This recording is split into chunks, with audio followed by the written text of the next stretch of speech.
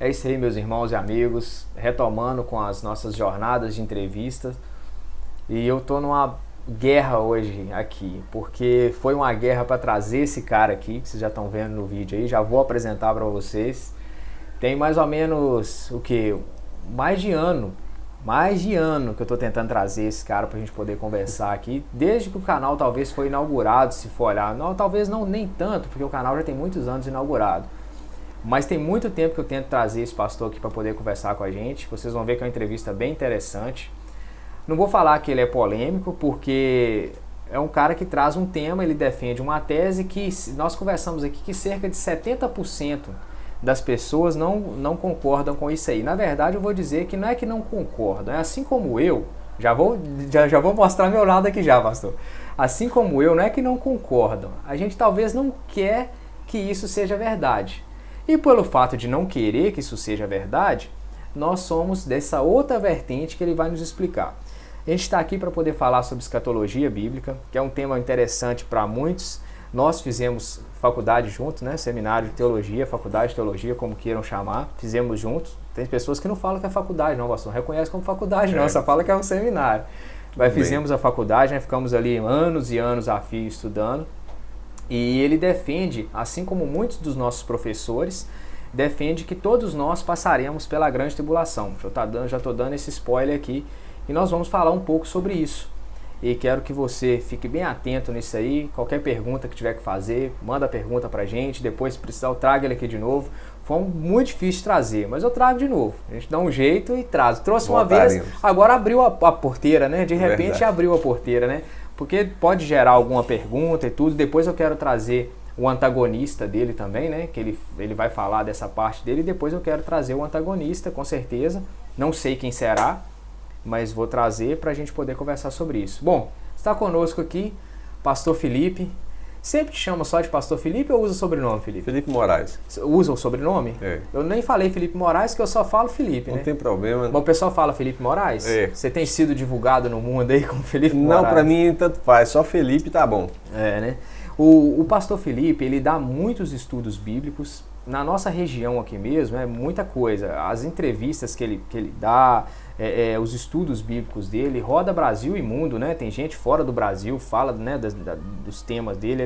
Os temas que ele usa são temas assim, falo de polêmicas aqui, mas é coisa que demanda muito estudo. É o diferente, né? É o diferente, mas é coisa que demanda muito estudo, demanda tempo de preparação. Para ele poder vir aqui, ele até falou comigo, Wilkes, olha, eu vou, mas é porque eu tenho que... Não, Felipe, é só uma entrevista, um bate-papo. Foi difícil trazer ele aqui, mas bom, estamos aqui. Felipe, nós vamos falar sobre grande tribulação, cara. O tema principal, grande tribulação, né? Como é que vai ser esse negócio de crente indo para o céu, indo para o inferno. E a pergunta que a gente já inicia com todo mundo aqui. Afinal de contas, né, que a gente fala, qual é a dos crentes, né? Por que crente acha que ele vai para o céu, vai para o inferno, quem não vai, se não for crente não vai? Essa confusão toda que às vezes uma pessoa que não é crente, quando a gente fala, gente, crente é evangélico, tá? Tem gente que ainda usa. Eu falo crente que não tem erro.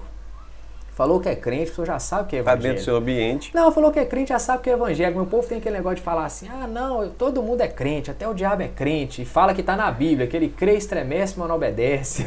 Mas é o contexto, né? Eu falei, eu sempre falo, num contexto, realmente, o diabo crê, ele tem medo, ele estremece, mas ele não obedece. Num contexto, mas que essa frase está na Bíblia, não tem um pingo de fidelidade. Não tem. Mas então, Felipe, deixa só pra gente, já que eu já te apresentei aqui, se apresenta pra gente, fala de qual igreja que você... O senhor, abuso, olha. Também, a gente, porque a gente é amigo de longa, a gente é amigo de antes. Desde a infância. De antes do seminário, né? De criança verdade. A gente já se conhecia, eu já vi o Wilkes contando testemunho, eu era criança. Era adolescentezinho. Não, ali. Contando o meu testemunho do livro, não, né? Você me coloca como velho assim, não, hein? Do livro, não, né? O do livro, a gente... Mas eu lembro de você bem pequenininho. A gente estudou na mesma escola, eu acho, né? Sim. A gente estudou na mesma escola, quando éramos mais novos. E aí, na época, as igrejas faziam muito intercâmbio também, a gente vinha na sua igreja. Aí o tempo foi passando, eu fiquei velho, ele ficou velho também, a barba foi crescendo. Graças a Deus, pelo menos não branqueou, né, Felipe? Nós estamos mais ou menos... A gente vai tirando os brancos. A gente está conservado, né? Felipe, se apresenta aí e fala de qual igreja que você pastoreia. Eu vou uma breve biografia. Eu nasci na Assembleia de Deus, né? Nasci, fui criado na Assembleia até a juventude. Igual a mim, hein? Então, por isso que eu estou falando que eu te conheço dos intercâmbios de igreja, porque a Assembleia sempre fez muita festividade, ciclo de oração, mocidade, enfim. E minha família tem 2 pastores, são 3, né, mas 2 deles são pastor presidente de Assembleia nas regiões deles. E eu quase que fui pastor assembleano. Ah, é mesmo? Aí você ia dar ruim, hein? Não, eu amo muitos irmãos da Assembleia, sabe? E aí o que acontece? Dali eu fui para a Batista Renovada, que é a Batista Nacional. A Convenção Batista Nacional. Que é da onde eu fui cair no seminário.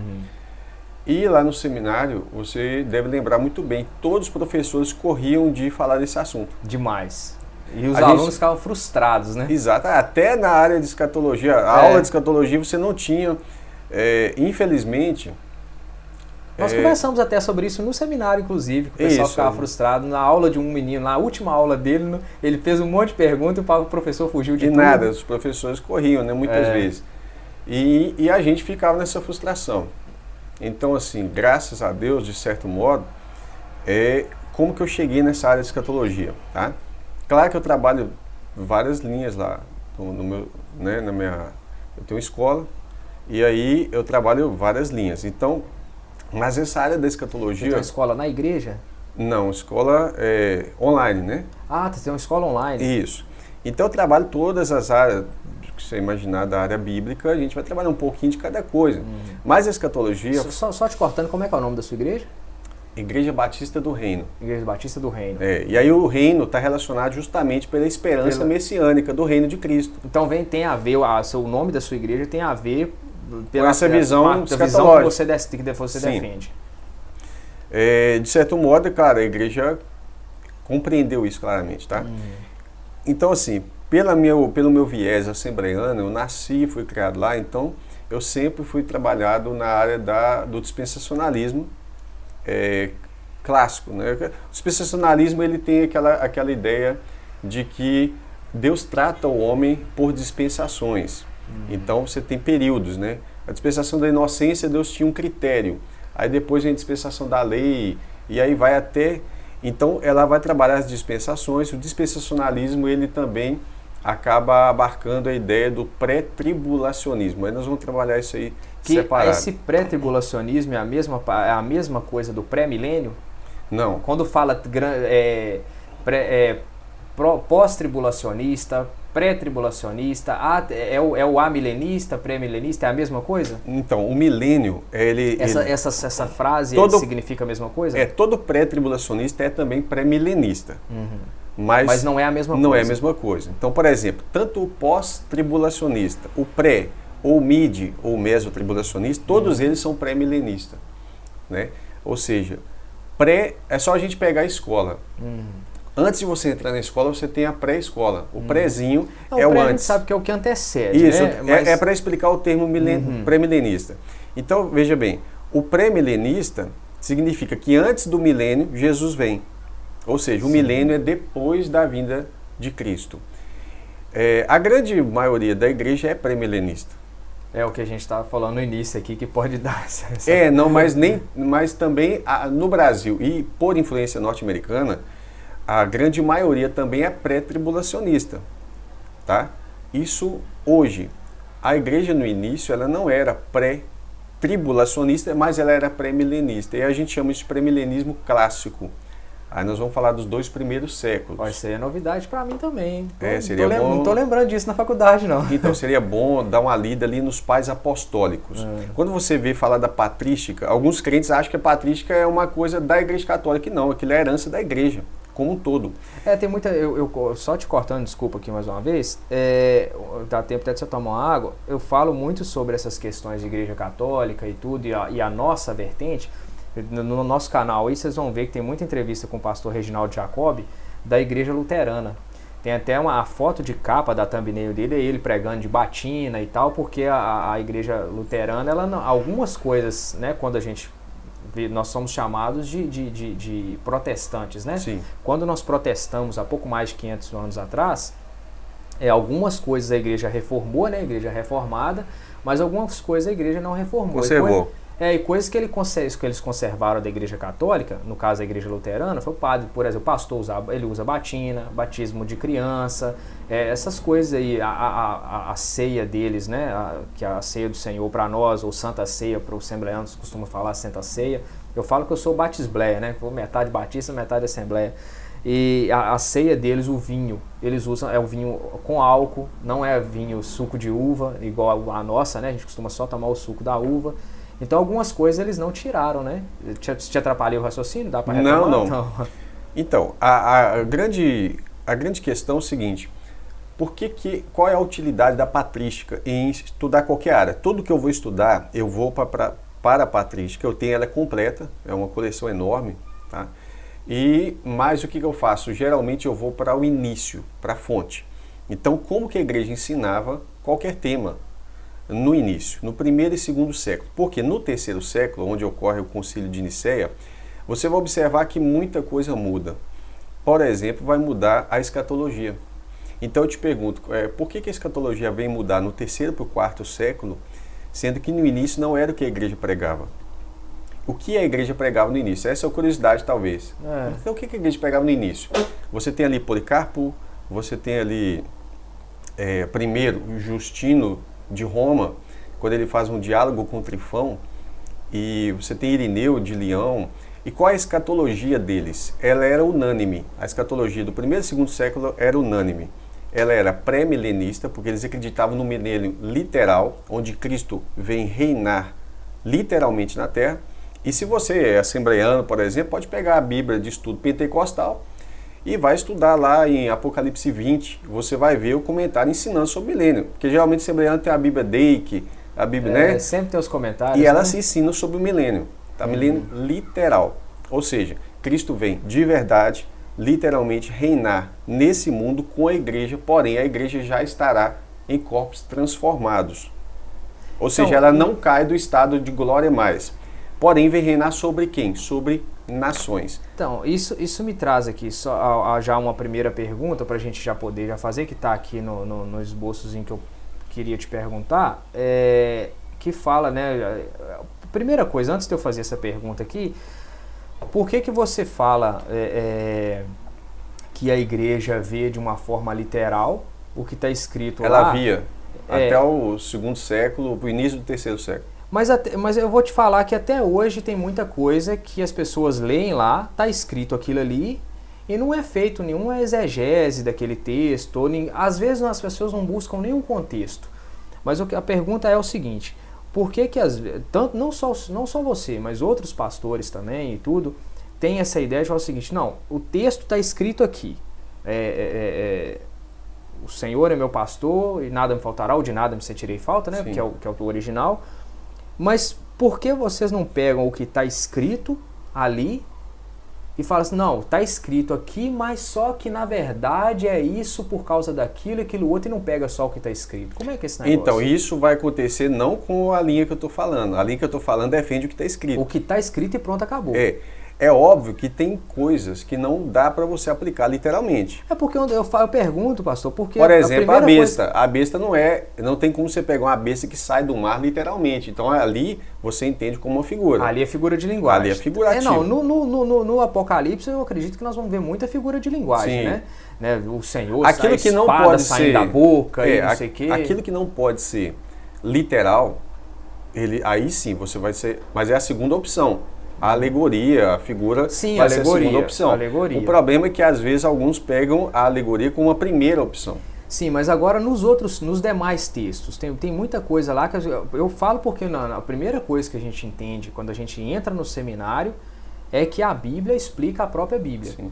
E as pessoas pegam, não, mas isso aqui na Bíblia, não, porque se você lê o livro tal, o estudioso tal, irmão, e estou dizendo por mim, eu não quero saber o que o estudioso tal falou. Correto. Está escrito aqui na Bíblia? Não está, mas... Sabe, aí vamos pegar até outras igrejas, que nós vamos falar sobre isso numa outra oportunidade aqui, de falar sobre as igrejas de um modo geral, porque tem igreja que é até considerado seita no nosso meio evangélico por causa dessas coisas, porque pegam livros paralelos à Bíblia e isso é considerado uma igreja seita, segundo o que nós aprendemos na faculdade.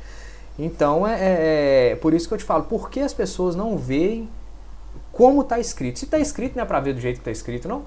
Tirando a questão da alegoria. Então, porque tem coisa que realmente é absurda. O Senhor está tatuado na perna, né? Tem versão agora na NVI está falando tatuado, tem gente que fala outras versões marcado. Essa espada saindo da boca e pé com... sabe, a espada é a palavra de Deus. E pé de latão e tal, né? Então a gente sabe que isso é alegoria. Então, a alegorização, nítido, né? Ela é válida no sentido de quando o literal não é possível. Agora, quando você lê o milênio aqui, Apocalipse 20, você vê que ele é totalmente... a minha Bíblia aqui até agora, ele é totalmente visível, né? E às vezes a pessoa fala, mas só fala disso uma vez na Bíblia. Ora, essas questões aí que tem que falar, quantas vezes que tem que falar na Bíblia para virar doutrina, né? O batizar em nome do Pai, do Filho e do Espírito Santo só aparece uma vez. E virou, né? E pronto, ninguém questiona isso. Ninguém questiona. Então, veja bem, eu vou ler aqui, eu estou na Almeida Revista Corrigida. A minha versão está em NVI, que é uma linguagem mais fácil, mais popular, né? Vamos dizer assim. Então fala assim, eu vi descer do céu um anjo que tinha a chave do abismo e uma grande cadeia ou corrente na mão. Ele prendeu o dragão, a antiga serpente, que é o diabo e Satanás, e amarrou por 1000 anos. Primeira vez que aparece a palavra 1000 anos, dá origem à expressão milênio. Tá? Então, para começar, isso aqui é possível. Um anjo prender Satanás. Pronto. Não tem nada de impossível Esse texto é o que se refere com que a morte será presa no milênio? Que a morte, as pessoas vão tentar morrer e não vão conseguir? Não, não é aqui não. Não é aqui não, né? Nós vamos falar sobre isso também. Aí esse anjo prendeu o diabo. E aí vem, e lançou no abismo, e ali o encerrou e pôs selo sobre ele para que não mais engane as nações, até que os 1000 anos se acabem. Segunda vez que fala milênio, 1000 anos. E depois... é necessário, importa que seja solto por um pouco de tempo. Sim. Eu vi tronos e assentados sobre eles e foi-lhes dado o poder de julgar. Eu vi as almas daqueles que foram degolados pelo testemunho de Jesus e pela palavra de Deus e não adoraram a besta, nem a sua imagem, nem não receberam o sinal em suas testas, nem nas suas mãos, e viveram e reinaram com Cristo 1000 anos, durante 1000 anos. De novo, terceira vez que fala sobre 1000 anos. 5. Verso 5. Mas os outros mortos não reviveram até que os 1000 anos se acabaram. Esta é a primeira ressurreição, que é aquela na vinda de Cristo. Então, 4 vezes falou milênio já, só complementando as outras vezes. Verso 6, continuando. Bem-aventurado e santo aquele que tem parte na primeira ressurreição. Sobre estes não tem poder a segunda morte, que é o lago de fogo, mas serão sacerdotes de Deus e de Cristo e reinarão com ele 1000 anos. Outra vez 1000 anos. E o verso 7. E acabados os 1000 anos, Satanás será solto da prisão. Então você tem 7 vezes, se eu não me engano, a palavra 1000 anos. A expressão 1000 anos. Então não é uma vez só que aparece. Pouco antes de você chegar, eu estava conversando, inclusive, com meu filho. O Matheus está atrás das câmeras ali, que está sempre montando o set pra gente aí, trabalhando. Dá o crédito para ele aí, tem que dar o crédito, né? A honra da honra quem tem honra, né? E aí ele estava perguntando sobre isso, ele perguntando quem é que viria, do que a gente falaria, a Lavínia está ali sentada no chão ali também, deitada no chão ali, eles estão sempre perguntando essas coisas. A Lavínia, quando você chegou, ficou te perguntando como é que vai ser o negócio do paraíso, né, e tal, porque eles ficam querendo saber, quem que vai vir e tal, e já tem as perguntas. E o Matheus estava falando sobre isso. Pai, como é que vai ser nesse tempo de 1000 anos? As pessoas, tem gente que vai ter perdão de pecado e tal, porque Jesus não vai ter vindo já. A morte, né? Aí você me falou que vai estar presa pergunta. E tal. E aí o pessoal tenta suicidar e não consegue, que não sei o quê, porque a morte está presa. Aí a gente estava conversando sobre isso quando você chegou, nem imaginei que você fosse abrir nesse texto, mas vamos lá, complementa aí que você já falou que é boa pergunta, já responde então, pro Matheus aí então. Essa questão da morte aí, isso é antes do milênio. Durante o milênio, o que vai acontecer? Eles vão reinar com Cristo, a igreja vai reinar com Cristo durante 1000 anos, ok? Esse reino, ele implica o seguinte, a igreja ela vai entrar na condição de reis e sacerdotes. Então, 2 coisas que ela vai fazer, ela não vai apenas governar. Aí você para pensar a importância que nós deveríamos dar ao nosso período aqui agora, porque nós estamos sendo preparados para ser reis e sacerdotes, né? Ou seja, no aspecto presente, nós já somos, de certo modo, considerados reis e sacerdotes. Mas, veja bem, capítulo 7 de Apocalipse, uma pergunta é feita para João, Tá? Aí ele viu uma grande multidão de todos os povos, tribos, línguas e nações. Então Apocalipse 7, verso 13 diz assim: e um dos anciãos me falou dizendo: estes que estão vestidos de vestes brancas, quem são e de onde vieram? Nós vamos saber em Apocalipse 19 que as vestes brancas está relacionada com a justiça dos santos. Então, e quem são e de onde vieram? Eu disse: Senhor, tu sabes. E ele me diz: estes são os que vieram da grande tribulação, lavaram as suas vestes e branquearam no sangue do Cordeiro, não no próprio sangue. Não porque eles tiveram que morrer para ganhar a salvação com o seu próprio sangue. Não, sempre pelo sangue de Cristo. E aí ele vai falar o seguinte, uma expressão interessante aqui no capítulo 5, que eu queria voltar aqui um pouco, que vai falar também desse... Mas esse texto do 7 aqui é interessante, né? É o que talvez seria uma chave de tudo que a gente está falando, hein? Sim. Ele vira muita chave aqui, o 5 que você falou, né? Sim, agora o 5, verso 9. Cantavam um novo cântico, dizendo: digno é de tomar o livro, de abrir o selo, porque foste morto, esse é Jesus, né? E com teu sangue compraste para Deus homens de toda tribo, língua, povo e nação. E para o nosso Deus os fizestes reis e sacerdotes, e eles reinarão sobre a terra. Qual a improbabilidade disso aqui ser real? Você não precisa pensar que a igreja está reinando hoje, porque nem no aspecto alegórico, porque isso não é reino. A igreja está passando por período. Embora o problema nosso de analisar as coisas no Brasil e nos Estados Unidos é que nós desfrutamos de uma liberdade religiosa às vezes grande, mesmo que agora ela vai começar a passar por uma certa censura. Mas lá no Oriente Médio eles nunca tiveram essa liberdade. Na África, na Oceania, né? Na Oceania ainda assim pela influência norte-americana, mas já começa uma perseguição mais intensa. No Oriente Médio justamente aonde as coisas aconteceram ali, né? A questão de Jesus, tudo, né? Os apóstolos e tal. Tudo. Inclusive a gente estava falando sobre isso, né, em off aqui, que às vezes tem muita gente que fala assim: nós já estamos vivendo a grande tribulação, nós estamos passando por um inferno já, né? Eu acho que se fosse, embora no meu caso pessoal, eu tenho grandes tribulações que passam na minha vida, né? São tribulações, né? Mas eu de longe imaginar que seria já a grande tribulação que a Bíblia se refere, né? Sobre isso, né? O sinal da besta e tal. Então, aí que tá. A grande tribulação... Não é o que nós estamos passando hoje. Não, chega nem perto. A grande tribulação é um negócio que, na prática... Absurdo, sofrimento demais. A perseguição é intensa. Então, assim, de certo modo... O que os crentes sempre viveram no Oriente Médio, vou falar da Ásia ali, algumas regiões como Coreia do Norte, que é o país mais persegue os cristãos hoje, tá? E não é, por incrível que pareça, a gente pensa que é um país muçulmano, poderia ser, alguma coisa assim, não, é um país comunista, é o que mais persegue o cristão. Mas o Oriente Médio, os cristãos ali, eles sempre estão sob intensa perseguição, intensa. Se nós vivêssemos aquilo ali, a gente diria que é a grande tribulação. Mas para eles é o normal. Verdade. Tá? Para eles é o normal. Ser perseguido. E quem é cristão ali é perseguido. Pena de morte, perda de bens materiais, ser expulso de casa, perder a casa, perder tudo e sair com a família para a rua. É interessante que os islâmicos que vêm viver aqui com a gente não sofrem perseguição nenhuma, né? Porque Jesus ensinou diferente, né? E a gente aqui é tranquilo. Brasil, né? Quando fala. A gente recebe bem. A gente ainda quer o... Né? Eu não estou dizendo que... A gente não faz guerra com ninguém, né? A gente é tranquilo.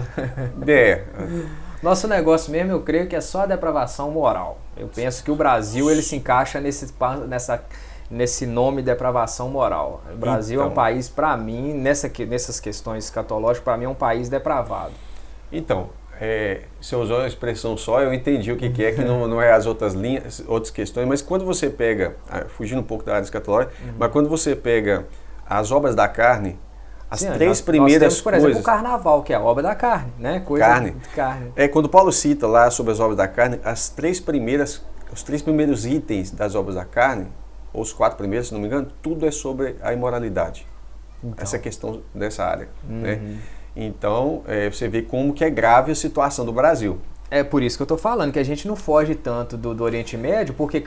Tem lá a tragédia lá e tem nós aqui com a nossa tragédia. Então, aí desse ponto de vista nós precisamos entender. Muitos são chamados e poucos escolhidos. Se você parar para pensar, a porcentagem de crentes, denominados crentes que serão salvos no Oriente Médio é muito maior.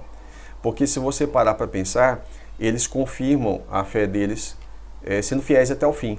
Será que a igreja brasileira seria fiel? Ela não é fiel, às vezes, muitas vezes, mas nem... isso pensando no âmbito de que nós passaremos pela grande tribulação, né? Não, que nós não entramos na situação de hoje, a Aham. igreja ela se vende por muito pouco, brasileira. Sim, Infelizmente, se vende por muito pouco. Ela não suportaria... Não assume que ele é, né, o qual é a dos crentes, não assume que ele é crente, né? Não assume que ele é cristão de verdade. Se apertar um pouquinho, ele nega, né? Muitas vezes um adolescente, quando ele é confrontado na escola, por uma questão ideológica, ele fala assim, você é crente? Ah, eu vou na igreja com meus pais. Eu vou na igreja com meus pais. Essa ele é a já frase. Foge. Você vai se identificar. Se você tem mais de 30 anos, você vai se identificar com isso, hein? Eu vou na igreja com meus pais. A gente falava muito isso. Ô, pastor, quando você dá tomando água, dizer que não tomava água, não, hein?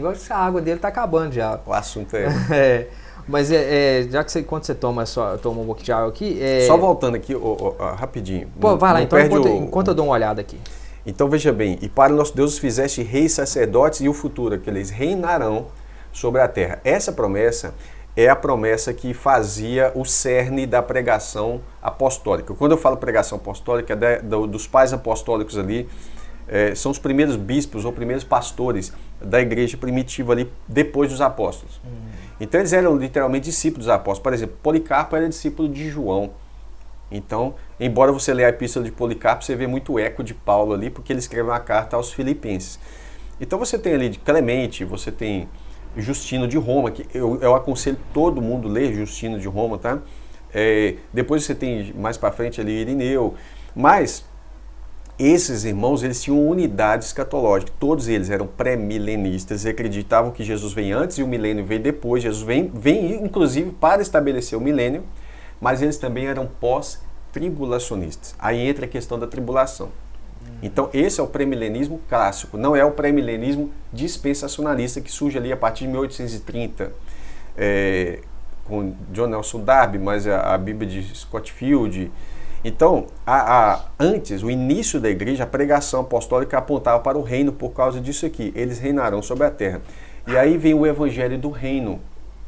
Então a igreja ela tem essa expectativa do reino de Cristo. Hoje se fala muito de evangelho do reino, né? Tem Sim, igreja mas que só prega o reino. Mas mesmo. Alguns entendem esse reino como nós vamos reinar agora, a prosperidade para agora e tal, e não é isso. Por isso que eu falo que muitas igrejas hoje têm abordado essa questão do reino, porque pega a questão de prosperidade, etc. E tal, Quando você vê os primeiros cristãos, eles não apontavam para nenhum tipo de prosperidade, pelo contrário, eles pegam aquele texto de 1 João 2,25. Né? 1 João 2,25 fala, e esta é a promessa que ele nos fez, a vida eterna. E na vida eterna, a introdução da vida eterna, vou falar assim, o estágio, né, o inicial ali, é o milênio. Então, o reino de Deus ele é eterno, mas o milênio, ele dura 1000 anos, ou seja, ele é o início, o start desse reino. Onde a igreja vai começar a exercer ali o papel de rei e sacerdote, literalmente, ela vai reinar, isso é, governar. E aí eu queria mostrar isso para você aqui nos textos, tá? Não, sim, mas só para a gente poder, para não deixar os nossos espectadores ali ansiosos, é porque o tema principal da nossa questão, que eu acredito que também na hora que a gente falar disso, a gente já desenrola, né, tudo aqui.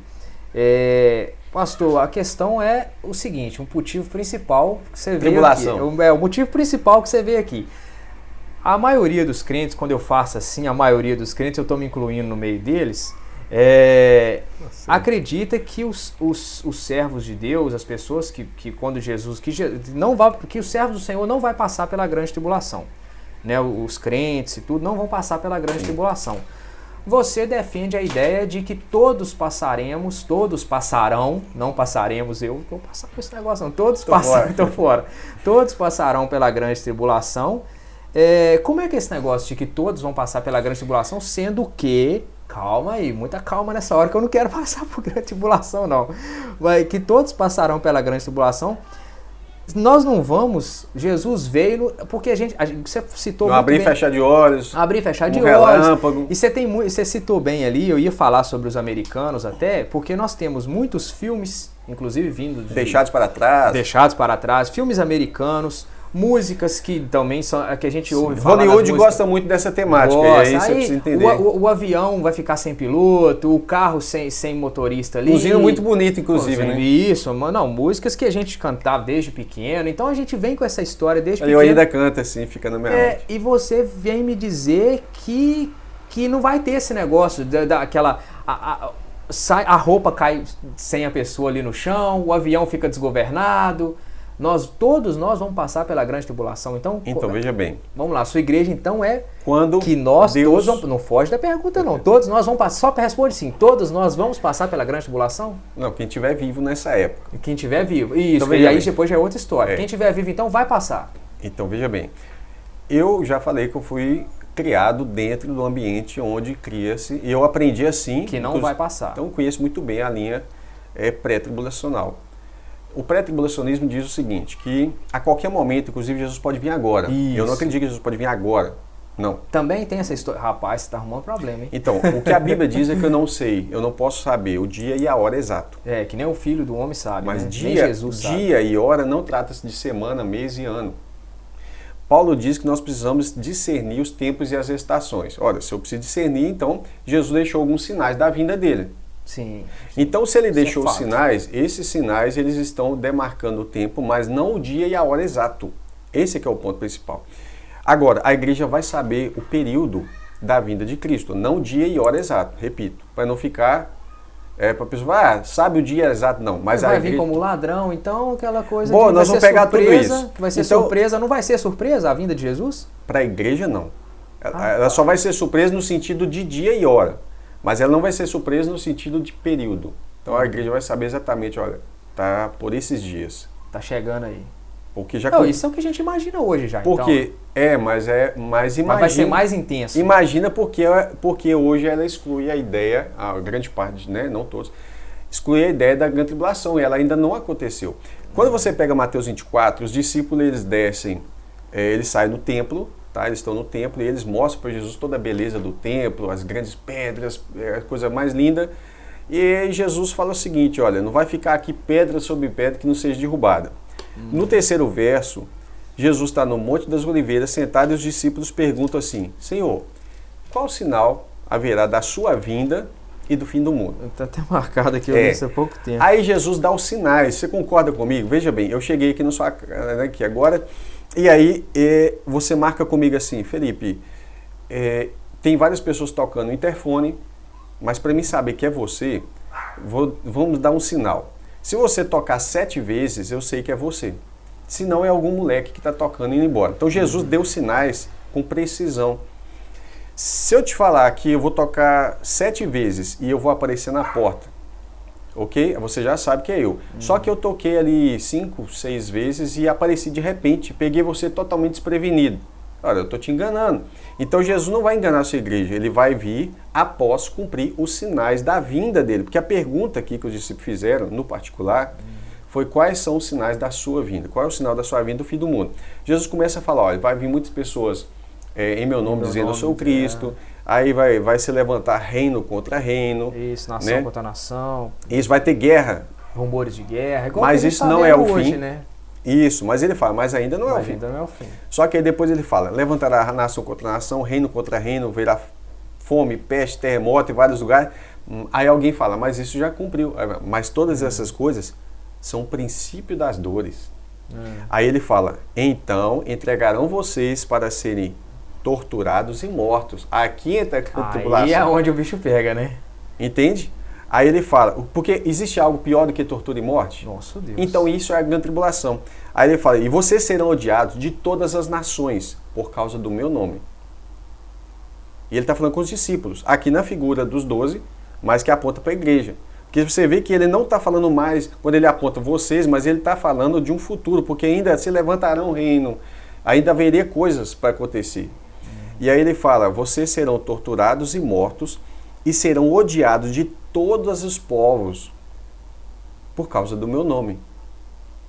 Então a grande tribulação é exatamente isso. Aí ele fala, nesse tempo, muitos serão escandalizados, trairão uns aos outros, e uns aos outros se odiarão.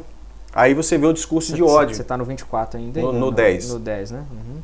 Ok? Surgirão muitos falsos profetas e enganarão a muitos. Você vê que não é aquele dos primeiros lá, ó. Aí ele fala assim, e por se multiplicar a iniquidade, é uma multiplicação, não é uma soma, é uma coisa terrível. Devido ao aumento da maldade, né? Sim. O amor de muitos esfriará. Isso, e a palavra iniquidade está relacionada com a desobediência à lei de Deus, tá?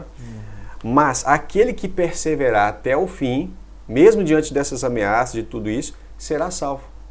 Aí ele fala, e este evangelho do reino, aí entra a questão do reino, sim, será pregado em todo o mundo em testemunho a todos os povos, então virá o fim. Ponto. Agora, ele deu um plano geral, chegou até o fim. Só que agora, ele vai detalhar, ele vai abrir um parênteses e explicar como tudo isso acontece. Ele fala lá sobre a desolação de Daniel, né? Aí isso aqui aponta para a imagem da besta e tudo mais. Só que no verso 21, ele fala assim, porque haverá então grande tribulação. Ou às vezes pode estar escrita aflição, mas a palavra original aqui está relacionada com a tribulação. E não é a mesma palavra de Apocalipse 3:10. Na minha versão também fala grande tribulação. Haverá grande tribulação, como nunca houve desde o início do mundo até agora, nem tampouco há de haver. Só que aí, olha que interessante, no verso 27, que é muito usado. Porque assim como o relâmpago... Isso, né? Né? Deixa eu voltar no 21. Haverá grande tribulação. Vou voltar no 21. Haverá grande tribulação, como nunca houve, nem tampouco haverá de haver. E se aqueles dias não fossem abreviados, vai ser curto o período, tá? Nenhuma carne se salvaria, mas por causa dos escolhidos serão abreviados aqueles dias. Então, se alguém vos disser, eis que o Cristo está ali ou aqui, não dê crédito. O que é isso? Muitas pessoas vão falar assim, olha, a tribulação está intensa, eles vão falar, Jesus está ali. Então as pessoas iriam para ver o tal Jesus. Aí aqui Cristo está falando, não vão. É mentira. Só pegando uma partezinha que você falou aqui, que é muito interessante. Você falou assim, e aí tal, virá o futuro, e esse período da grande tribulação, você falou assim, que será um período curto. Nós vamos falar sobre isso. Porque aí já entra na questão que você disse, que nesse negócio de 7 anos, não tem 7 anos, vai ser menos de 7 anos. A tribulação mesmo, a tribulação, que é a perseguição do anticristo, ela é 3 anos e meio. 3 anos e meio. Mas aí... E de onde que você tirou essa ideia de 3 anos e meio? Apocalipse 13. Daniel aí lá também tá falando 3 anos e meio ou tá contando em meses? 42 meses, ou tempos e metade de tempo, como Daniel fala. Tempos e metade de tempo, que é por isso que eu estou te falando. Você conta como nesse tempos e metade de tempo, você imagina 3 anos e meio, que é aquilo ali mesmo. Tempos, aí plural, e metade de um tempo. Então você já calcula aquilo ali como literal, que é aquilo que a gente falou no início, né? Tem coisa que é metafórica e tem coisa que é literal. Então, todo intérprete da Bíblia vai pegar esse texto com Apocalipse 13 e vai entender que aqueles 3 anos e meio. Porque as figuras são as mesmas. Tá? E aí dá para colocar como uma forma literal, então. Isso. Não, mas independente de Daniel, da expressão tempos e metade de tempo, Apocalipse fala 42 meses. Ah, tá. Entendeu? Sim, então já fecha os 3 anos e meio. Entendi. Agora, continuando. O verso 23 é importante. Se alguém disser que Cristo está aqui ou ali, não acredite, não dê crédito. Porque surgirão falsos cristos e falsos profetas e farão tão grandes sinais e prodígios que, se possível fosse, enganariam até os escolhidos. Então eles vão esses falsos profetas vão se auto-intitular Cristos. E aí, não é para a igreja seguir essa turma. Porque não precisa, porque Jesus vai se mostrar. É o que aparece no verso 26 ali, por exemplo. Aí ele fala, verso 25, eis que vos tenho predito, eu já estou avisando. Porquanto se vos disserem, eis que ele está no deserto, não saiais. Não vão, né? Eis que ele está no interior da casa, não acreditem. Por quê? Olha esse verso, eu vou te fazer uma pergunta agora, do verso 27. Mateus 24, verso 27. Porque, assim como o relâmpago sai do Oriente e se mostra até o Ocidente, assim será também a vinda do Filho do Homem. Agora eu vou te fazer o papel do entrevistador. Vamos ver. O que nós aprendemos desse verso a vida toda? O que significa o verso 27? Aquele assim como o relâmpago que sai do... Com toda a simplicidade. Que vai ser uma coisa muito rápida, né? E que ninguém verá. E ninguém vai ver. Mas o texto fala o contrário. Veja bem, vamos ler de novo. Não, se falar que Cristo está escondido ali ou lá, não vai. Não vai, porque assim como o relâmpago que sai do Oriente e se mostra no Ocidente, Jesus está se mostrando, ele não está escondido, ele não tem por que se esconder, ele não precisa ter medo de ninguém. Peraí, deixa eu ver a versão da minha Bíblia aqui então. Pode ler. Porque assim como o relâmpago que sai do Oriente, é a mesma coisa, e se mostra no Ocidente. Você percebe que assim será a vida do o texto fala exatamente o você oposto. Vê que a versão da Bíblia dele já é uma versão mais coloquial. Mais arcaica. São palavras que são usadas de maneira mais coloquial, uma maneira mais como é que fala? Deixa eu falar rebuscada, é uma palavra meio feia, né? Mas é isso mesmo, uma palavra, uma linguagem mais erudita, né? Vamos dizer assim. E a minha já é uma linguagem mais popular. Na minha versão usa-se a palavra você, que na sua versão não usa a palavra você, fala tu és. Então, mas na minha é exatamente igual à sua aí, porque assim como o relâmpago que sai do Oriente se mostra... E a expressão no grego ela é ainda mais forte, ela tem o sentido de brilhar, resplandecer, para ser visível. Isso até na King James, que eles costumam dizer que é mais literal, é também assim? É, porque no texto original fala de brilho. Um relâmpago, agora você imagina, nós nunca vimos um relâmpago que sai do Oriente e corta o céu inteiro e a pessoa fala, eu não vi. Às vezes até que já custa ver um que aparece do nada ali. Sim, né? mas quando você está no ar livre e um relâmpago aparece, não tem como você falar que não viu. Não, ali é... Agora imagina um que corta, um raio cortando de um lado ao outro, o céu inteiro. Vai dar para ver. Então essa a ideia que Jesus está falando, não precisa de pensar que eu vou estar escondido, porque eu vou aparecer. E aí é o que aparece Apocalipse dizendo assim... Mas eu acredito que isso as pessoas não têm dúvida de que Jesus vai, que as pessoas vão ver. Eles acreditam que ele vai vir invisível. Não, sim, a questão da vinda invisível. Não, mas eu tô dizendo assim, quando vi... mas é usado esse texto para provar essa invisibilidade. Não, mas eu tô falando assim, aquela parte no final, eu acho que talvez há uma confusão de datas aqui. Talvez a confusão da pré e pós-tribulacionistas e tal... Tá nessa questão do tempo, porque tem aquela coisa que todo mundo diz que todo olho verá. É exatamente isso aqui. Mas isso, os assembleanos, os batistas, eles falam, não, quando Jesus vir, todo mundo vai ver. Mas o que eles dizem é o seguinte, todo mundo vai ver, esse todo mundo são salvos. Eu vou lembrar você das muitas pregações que você ouviu, principalmente na Assembleia, nossa querida igreja inicial, né? E eu recordo o que eu disse, eu amo os irmãos da Assembleia. Não, isso aqui eu tô até lá hoje. Posicionamento. Eu tô na Batista, mas eu tô lá também. Então, vou dar um abraço para os irmãos do seu Não, ontem mesmo eu tava conversando com o pastor lá da Assembleia. Não tem nem como, irmãos, meu avô era pastor, pastor presidente da Assembleia, meu tio também é. Gente, vamos lembrar que a gente está citando a Assembleia aqui. Eu estou falando porque às vezes as pessoas tratam a doutrina para um lado particular. Mas a gente está falando Assembleia de Deus aqui também, poderia estar falando Batista Nacional também, tá? Poderia estar falando... porque é uma igreja onde nós nascemos e é querida para nós. E é uma igreja que é mais conhecida por... É a maior do Brasil. É mais conhecida por pregar essa questão, essa linha.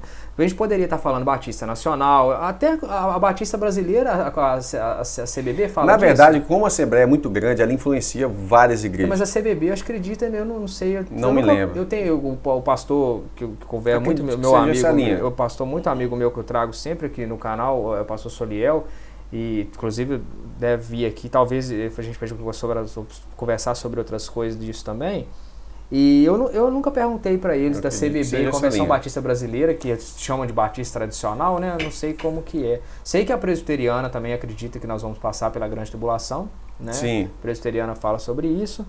E algumas outras igrejas que hoje já estão adotando mais essa questão. Mas Assembleia de Deus, Batista Nacional, que são igrejas grandes, que são chamadas igrejas...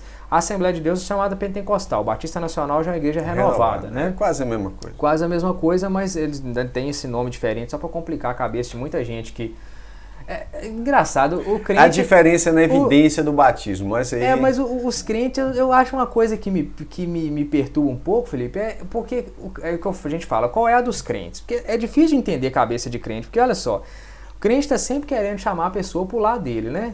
É mais ou menos assim, né? Aceitar Jesus como único e suficiente Salvador, chamar para o lado, né, do que ele defende. Mas está sempre trazendo uma coisa difícil de entender, uma complexidade de entender o Evangelho. Aí que está o ponto. E nós entendemos que o Evangelho é puro e simples. Existem coisas que são fundamentais. Essa doutrina fundamental não deveria ser a fundamental. Por exemplo, a divindade de Cristo. É complicado do jeito que é. Mas a divindade de Cristo é uma doutrina fundamental que tem sido muito atacada na internet ultimamente. A divindade de Cristo é fundamental. Então eu não posso congregar com alguém que não crê na divindade de Cristo.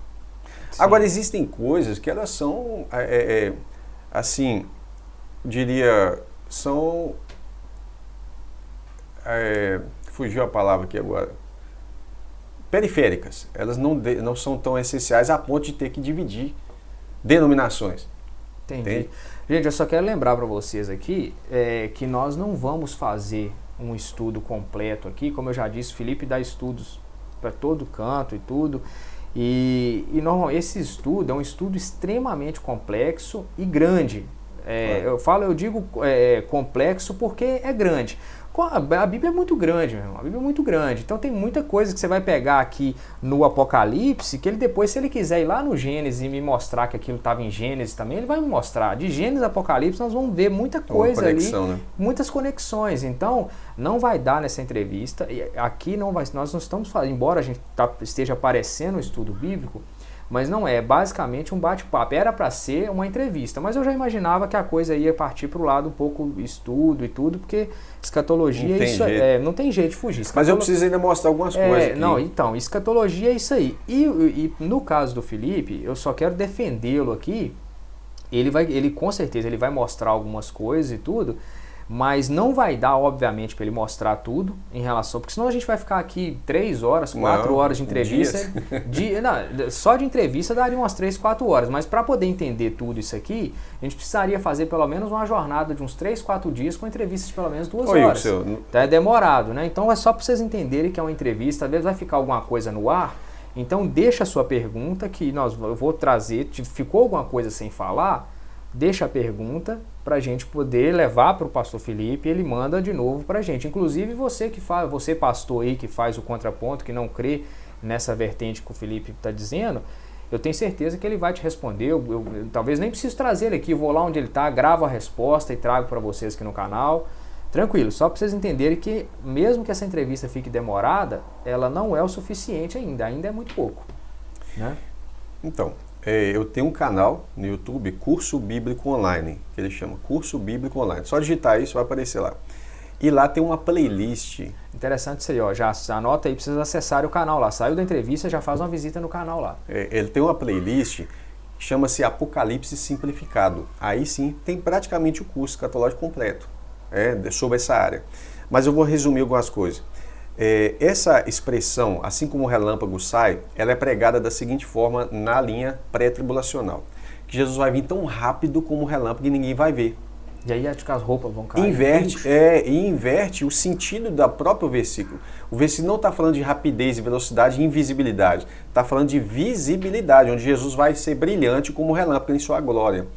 Inclusive esse mesmo texto aparece lá em Lucas 17, 24. Você podia abrir aí. Lucas 17, 24? Eu vou abrir na Bíblia daqui para mim não sair do local. Lucas 17, 24 vai ter uma expressão mais clara. Leia aí para nós. Lucas 17, 24.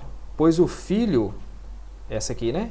Pois o filho do homem, no seu dia, será como o relâmpago, cujo brilho vai de uma extremidade à outra do céu. Ou seja, a maneira de Lucas expressar... Lucas já viu de uma maneira diferente, né? Fica mais evidente que vai estar visível e não invisível.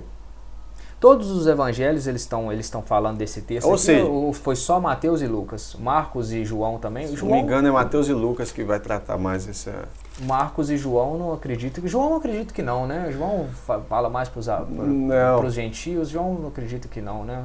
Evangelho sinótico. Esse discurso aqui de Mateus 24, não.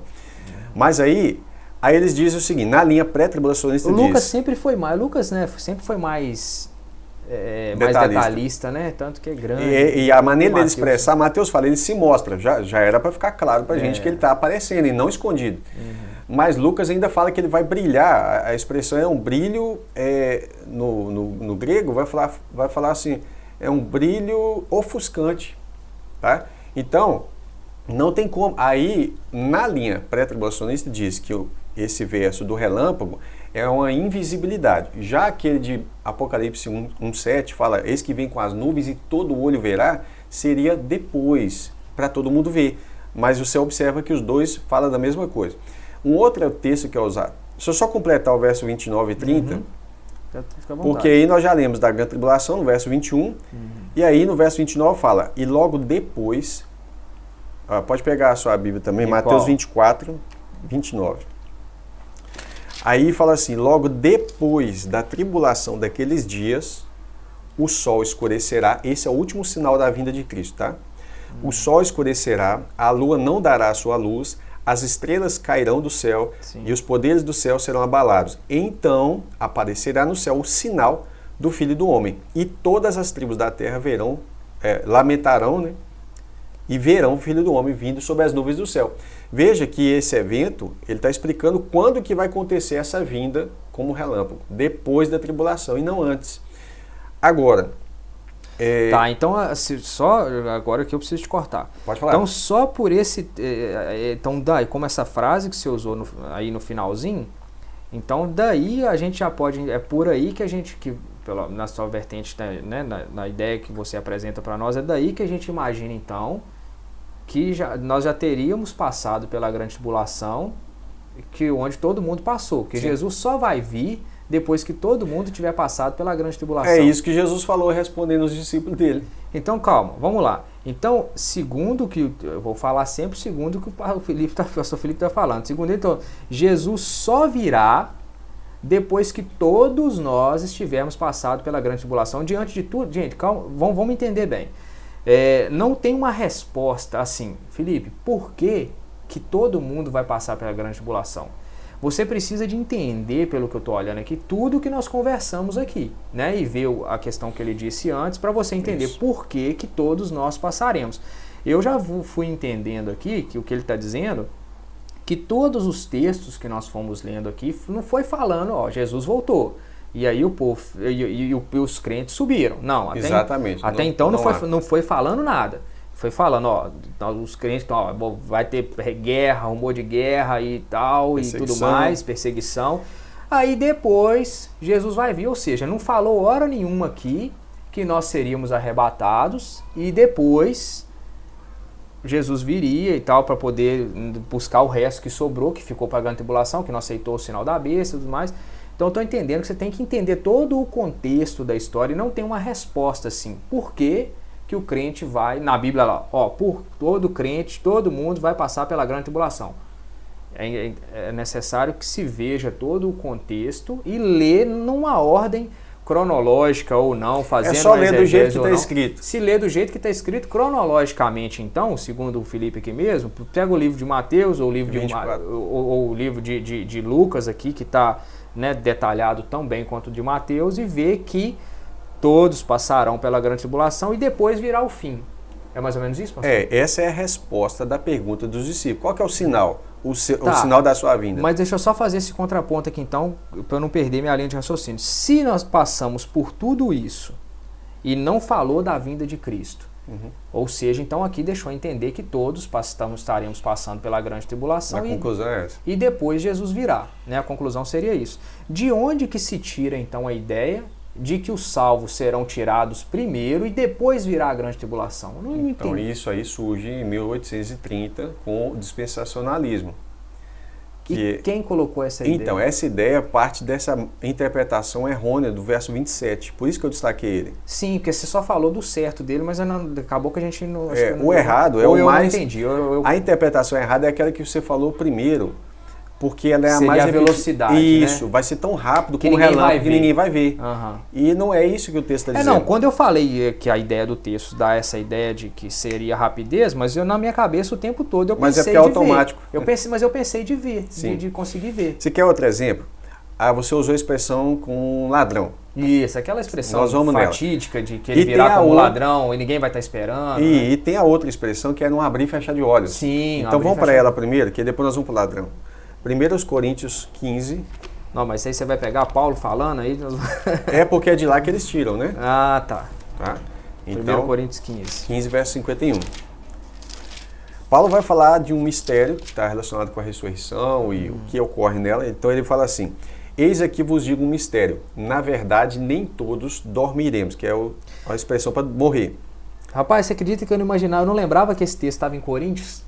Paulo que está falando dessa questão. Porque a gente pensa 1 Coríntios só falando do amor, do amor, né? E a gente não para pensar que aqui está falando até do final, né? É porque o capítulo 15 está explicando sobre a ressurreição dos mortos. Estava tendo um problema na igreja de Corinto sobre isso. Então ele fala assim: eis aqui eu digo para vocês um mistério. Paulo está revelando um segredo. A palavra mistério e segredo é a mesma. Na verdade, nem todos dormiremos. Ou seja, nem todo mundo vai morrer. Mas todos seremos transformados. Ou seja, quem está vivo vai ser transformado e quem está morto também já ressuscita transformado, ok? Aí ele explica. Veja que na sua Bíblia, a pessoa separa o versículo 51 do 52, mas eles formam uma só sentença. Sim. Então, o certo não é ler e parar aqui. Na verdade... Tem uma vírgula depois isso, do formado. É uma vírgula. É uma vírgula, sim. Então, na verdade, nem todos dormiremos, mas todos seremos transformados num momento, num abrir e fechar de olhos. Porque esse 52 aqui, por que ele está ligado no 51? Era para continuar o 51, não? Exatamente. É erro de tradução? Então, eu não sei se é porque o tradutor porque às vezes... confundiu a gente, Exato, né? esse é o problema. Confundiu a gente aqui, né, nessa tradução. Exatamente. Colocaram 52 depois de uma vírgula, eu nunca tinha parado para observar isso. E com letra maiúscula. Com letra maiúscula, não tá com minúscula. Na minha tá maiúscula. No meu tá minúscula. Então já deu uma corrigida, mas... Na NVI já tem uma corrigida aqui. Veja bem, quando você lê... 52 e o num tá minúsculo. Lembrando que no texto original não havia divisão de capítulo e nem versículo. Sim, então você lia a sentença por completo. É por isso que eu perguntei se foi um erro de tradução, né? Então, o tradutor ele carrega consigo uma certa carga teológica. Tá? Mas vamos lá. Então, na verdade, nem todos dormiremos, mas todos, a certeza que Paulo dá desse mistério, todos seremos transformados num momento, no abrir e fechar de olhos. Então vão ser todos, ele não vai ser o salvo, todos os crentes. Não, todos os crentes. Ele está falando para a igreja. Ele está falando para a igreja. Só que aí o detalhe, ante a última trombeta. Antes não é antes, no momento da última trombeta. E aí, ele está falando o seguinte, o que vai acontecer no momento no abrir e fechar de olhos? Não é a vinda de Jesus, não vai ser o arrebatamento. Né? Não é arrebatamento, é a transformação dos corpos. Você não vai entrar num casulo e ficar lá 15 anos para transformar. Vai ser assim, no abrir e fechar de olhos. Mas aí... Lê de novo. Não, sim, mas aí porque nem todos dormiremos. Mas aí você não está falando para quem está dormindo, não, que está lá no casulo lá, não, igual que aí vem a questão da pergunta que a Lavínia tinha feito. Transformação... Que aí vem a questão da pergunta da Lavínia tinha feito para nós. Aonde que estão os mortos? No Isso, paraíso? Mas ali não está falando do corpo dos mortos, aqui está falando dos corpos. No que a gente ouvia falar do Hades, né, que seria um antessala do inferno. Quem não vai ser... Na verdade, o Hades não era entendido assim, não. Mas depois nós podemos tocar nesse assunto. Mas aqui... Você observa que ele está falando de transformação dos corpos. Não tem a ver com a alma, espírito, com sua parte...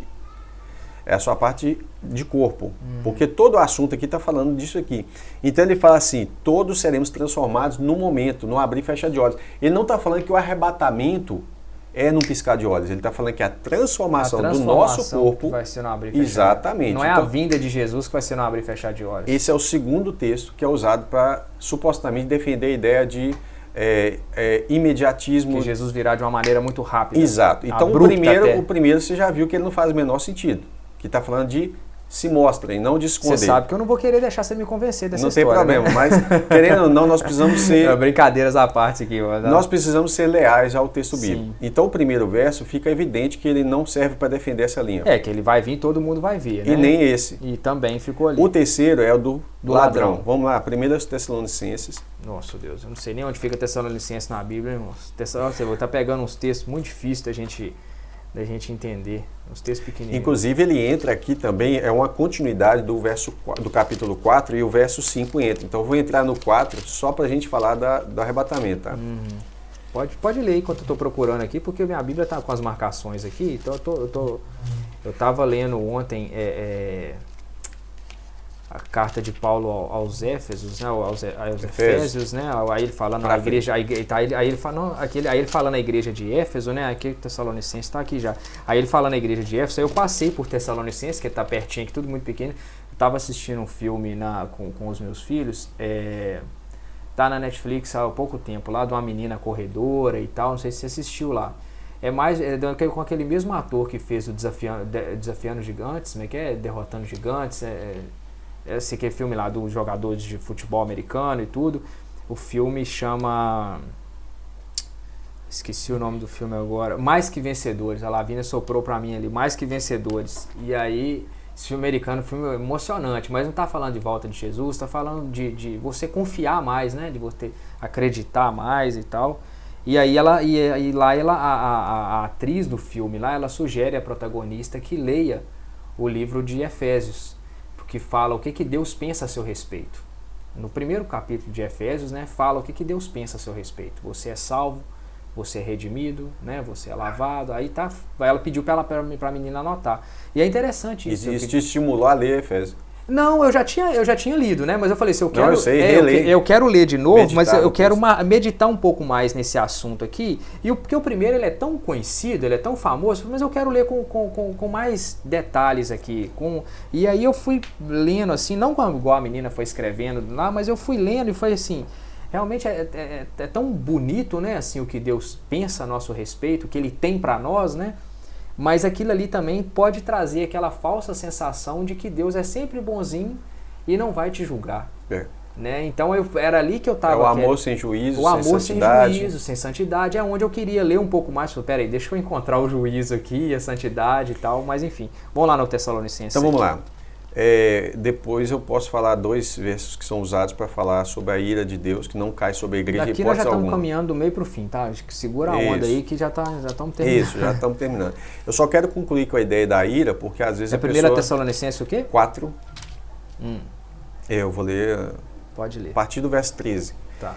Então aqui diz assim: não quero, porém, irmãos, que sejam ignorantes ou desprezem ou desconheçam, né, acerca dos que já dormem, de quem já morreu, para que não vos entristeçais como os demais, que não têm esperança. Então, ele está falando, eu não quero que vocês ignorem acerca dos irmãos que já morreram, para vocês não ficarem tristes como aqueles que não têm esperança.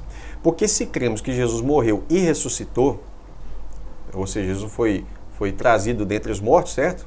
Assim também, aos que em Jesus dormem, Deus os tornará a trazer com ele. Dizemos-vos, pois, isto pela palavra do Senhor, que nós, os que ficarmos vivos para a vinda do Senhor, a palavra vinda aparece aqui. Sim, aqui também na minha fala. Então a vinda de Cristo não é separada do arrebatamento. É isso que precisa ficar claro. Os que ficarmos vivos para a vinda do Senhor, não precederemos os que dormem, ou seja, nós não passaremos na frente de quem dorme, de quem está morto. Porque tem aquele texto que os mortos ressuscitarão primeiro, né? Exato. Mas se eu for arrebatado e os mortos for só depois, aí está acontecendo uma precedência. Mesmo assim, nós vamos entender o que vai acontecer. Vamos lá. Porque o mesmo Senhor descerá do céu com alarido, som, né, com a voz de arcanjo, e com a trombeta de Deus, que é aquela última trombeta que Paulo citou, 1 Coríntios. E os que morreram em Cristo ressuscitarão primeiro. Então há uma ordem. Primeiro, Jesus vem visivelmente, a trombeta é tocada. Os que morreram em Cristo ressuscitam primeiro, com corpos transformados. Mas isso o povo vendo acontecer, os mortos ressuscitando, porque aí deu uma ideia de que já que ele vai estar tudo ao mesmo tempo. Isso vai ser assim, o corpo da pessoa transformado já é no abrir e fechar de olhos, portanto isso vai ser muito rápido. Então ficou parece que eu estou dizendo assim. Mas há uma sequência, isso não quer dizer que o arrebatamento tem que ser assim rápido, não. Jesus vem, o trombeta é tocado, vai acontecer o som, as pessoas vão ouvir. Aí a Bíblia fala que os que morreram em Cristo ressuscitam primeiro, depois nós, os que ficarmos vivos, seremos, aí com o corpo transformado também, seremos arrebatados. Desculpa que eu estou pensando na figura de linguagem, que o pessoal que mora perto do cemitério, então, passando lá vai ver morto levantando ali. Se for não há motivo para ser escondido, são corpos verdadeiros, visíveis. Pois é, porque se pegando isso de uma maneira literal, isso vai trazer um susto tenebroso. Mas isso é muito pequeno, né? Acredito que as pessoas não vão nem conseguir olhar para ele. Porque tem muito, você sabe que a gente sabe que tem muito cemitério que foi já desativado, que tem asfalto passando por cima dele e tudo. Então imagina aquilo ali saindo, tipo, aparecendo... Na verdade, não precisa necessariamente eles saem debaixo da terra. Vai aparecer um filme Walking Dead. Ficou um até negócio. Porque já está consumido, né? Os corpos já estão consumidos. Então... Mas eles vão surgir, eles vão ressuscitar primeiro. Igual fantasminha, vamos dizer assim. Então. Corpo. Então o corpo é Walking Dead, então, ali, ué. Eles vão ressuscitar aqui. E aí fala assim, depois nós, os que ficarmos vivos, seremos arrebatados junto com eles. Ninguém vai na frente. Nós não precederemos. Nós vamos ser arrebatados aonde? O que? Para onde? Qual que é o local que a Bíblia fala? Aqui não entendi, para o céu, né? Mas lê o texto. Tá, o Tessalonicenses já tá? Você tá 17. Onde? No 17. 4:17. Tá. Depois nós, aí tem uma vírgula, né? Que estivermos vivos, seremos arrebatados com eles nas nuvens. Nas nuvens. Para o encontro com o Senhor nos ares. Nos ares aqui.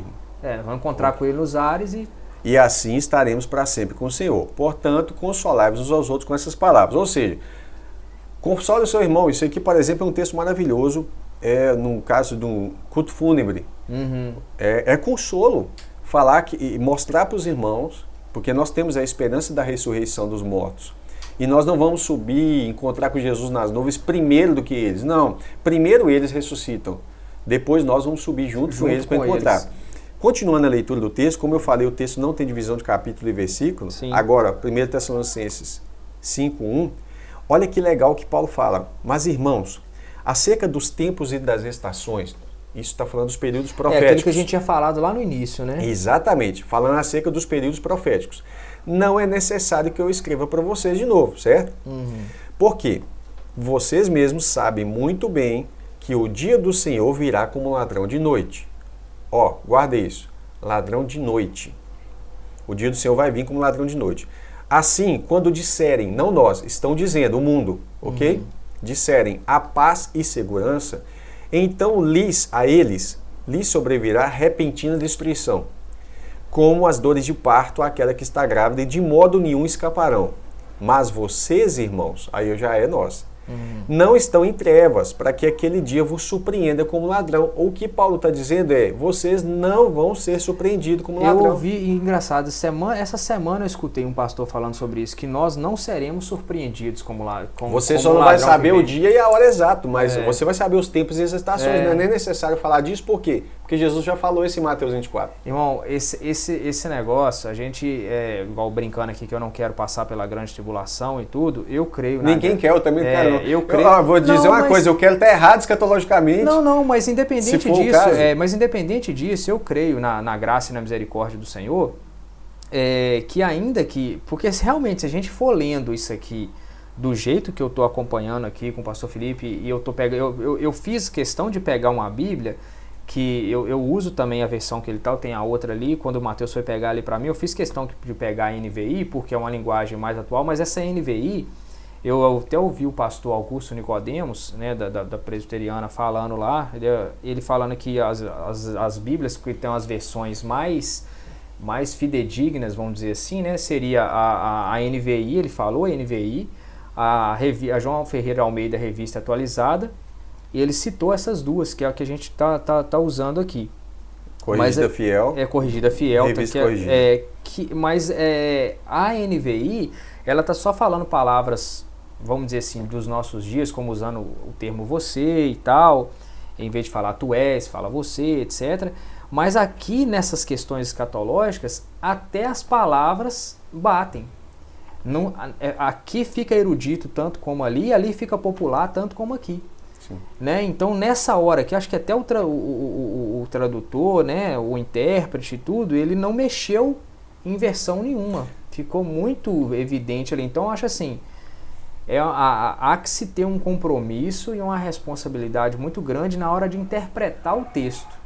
E a gente sempre sofreu com problema de interpretação. A gente falou aqui da nossa infância, né, que a gente basicamente se conhece desde criança, e na escola você pode ver que qual que é o grande problema hoje, desde a época de primeira, segunda série, pré-escola e tudo mais, o problema de interpretação de texto. Tinha matéria em português, interpretação de texto, e até hoje, o que mais reprova no Enem, por exemplo, é redação. Sim. As pessoas não sabem escrever e não sabem interpretar.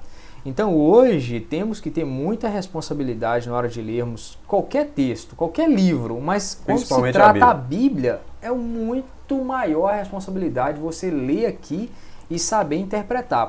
Porque ontem também eu estava falando, como eu te falei que eu tinha visto, encontrei com um pastor ontem e tal, e a gente estava conversando um pouco e depois eu conversando com uma tia minha, ela falando sobre essas expressões, né, e tudo. E aí eu falei com ela, olha, eu tenho muito medo dessas questões, dessas expressões de falar que está na Bíblia, porque às vezes essa expressão a pessoa pode, não, se você pegar no conjunto da obra, é aquilo ali que está dizendo mesmo, tá, ok. Mas outra a Bíblia coisa está escrito, né? outra coisa está escrito, porque a Bíblia diz que ai daquele que tirar ou acrescentar uma vírgula. Isso sim está escrito. Paulo vai dizer, não ultrapasse o que está escrito. Então isso sim está escrito, não ultrapasse o que está escrito. Ai daquele que tirar ou acrescentar uma vírgula. Agora esse negócio de nenhum viciado herdará o reino do céu, não sei o quê. Essas São coisas provérbios populares. São provérbios populares. Isso não está escrito. A partir do momento que eu falo que isso está na Bíblia, eu estou tirando ou acrescentando coisa da Bíblia. Aí está meu medo. Então, quando o pastor Felipe traz para nós aqui agora o que nós fizemos aqui foi de uma forma muito rápida, mas foi uma exegese. Nós fomos aqui lendo pausadamente e tal. Pô, peraí, a interpretação aqui é isso mesmo, né? Olha o verso 5. 1 Tessalonicenses 5:5. Por quê? Por que você não vai ser surpreendido? Porque todos vós sois filhos da luz. Olha como é que ele fala. Porque todos vós, no meu caso, vocês todos são filhos da luz. Continua. Filhos do dia, vocês todos são filhos da luz, filhos do dia, não somos da noite nem das trevas. Pronto, se nós somos filhos da luz, então nós temos entendimento. E filhos do dia, Jesus vai vir como ladrão de noite, para nós não vai ser surpresa. Porque é surpresa para quem está na noite, para quem está nas trevas. Para quem está na escuridão ali, né? Percebe? Está sem conhecimento e tudo. Por isso ele fala, vigia, não seja como os demais. Por quê? No verso 9. Porque Deus não nos destinou para a ira, mas para a aquisição da salvação por nosso Senhor Jesus Cristo. Então, quer dizer, quando ele fala sobre a questão da ira, a ira de Deus nunca cai sobre a igreja. As pessoas confundem perseguição do anticristo, que é uma ação do anticristo, de perseguir. E aí, veja bem, o nome dele já declara, ele é Anticristo. Aí, as pessoas elas têm que parar de se dedicar a pegar o comentário de rodapé e falar assim, mas está na Bíblia. Mas não é Bíblia. Isso aí eu já sempre comentei isso aqui no canal, já várias vezes, já até se você pegar algumas entrevistas aqui, eu falo, se você puder comprar uma Bíblia, e eu falei isso na igreja uma vez. Sem comentário. Essa aqui, infelizmente, eu não achei sem. Ela tem, mas pra mim é como se nem tivesse, porque a letra ainda é menor do que a de cima, então eu nem olho. Mas assim, eu sempre falei isso, eu falo isso com as pessoas, já falei em palavras que eu dei aqui no Falando de Vida, depois eu vou retomar um Falando de Vida aqui, de repente vou até gravar um Falando de Vida com o pastor Felipe também. Gente, se você puder comprar uma Bíblia sem nota de rodapé, e eu estava conversando inclusive com uma pessoa, se não me engano, foi meu cunhado, se eu não me engano, eu conversando com ele lá, ele estava querendo uma Bíblia que tinha instruções de rodapé e tudo, porque ele dá estudos na escola bíblica dominical e tal, e eu falando que eu prefiro, se eu tiver que pesquisar em algum outro livro, eu vou lá na internet, pesquiso, porque a nota de rodapé, inconscientemente, ela nos faz achar que aquilo está na Bíblia. Isso. É de uma forma... melhor você ter um comentário bíblico separado. Sim, mas é por isso que na faculdade de teologia a gente estuda psicologia. Você vê que a gente estuda matéria de psicologia lá, psicologia da religião, porque a psicologia, a gente estuda psicologia, a gente estuda didática, a gente estuda pedagogia, até direito, a gente tem uma aula de direito e administração. Então, assim, só para vocês verem que são vários temas que a gente tem. E, psicologicamente falando, a gente realmente é induzido a ser confundido com nota de rodapé. Porque está na Bíblia, está na minha Bíblia. Porque está na minha Bíblia. Então, gente, não pensa que, mas eu tenho expertise para poder achar aqui, eu sou inteligente para ver que isso aqui é uma nota de rodapé. Fica no inconsciente. Fica no inconsciente, meu irmão. Fica no inconsciente. Por isso é que eu falo, se puder comprar uma Bíblia sem nota de rodapé, você quer estudar a Bíblia, pega livros ali e vai estudar.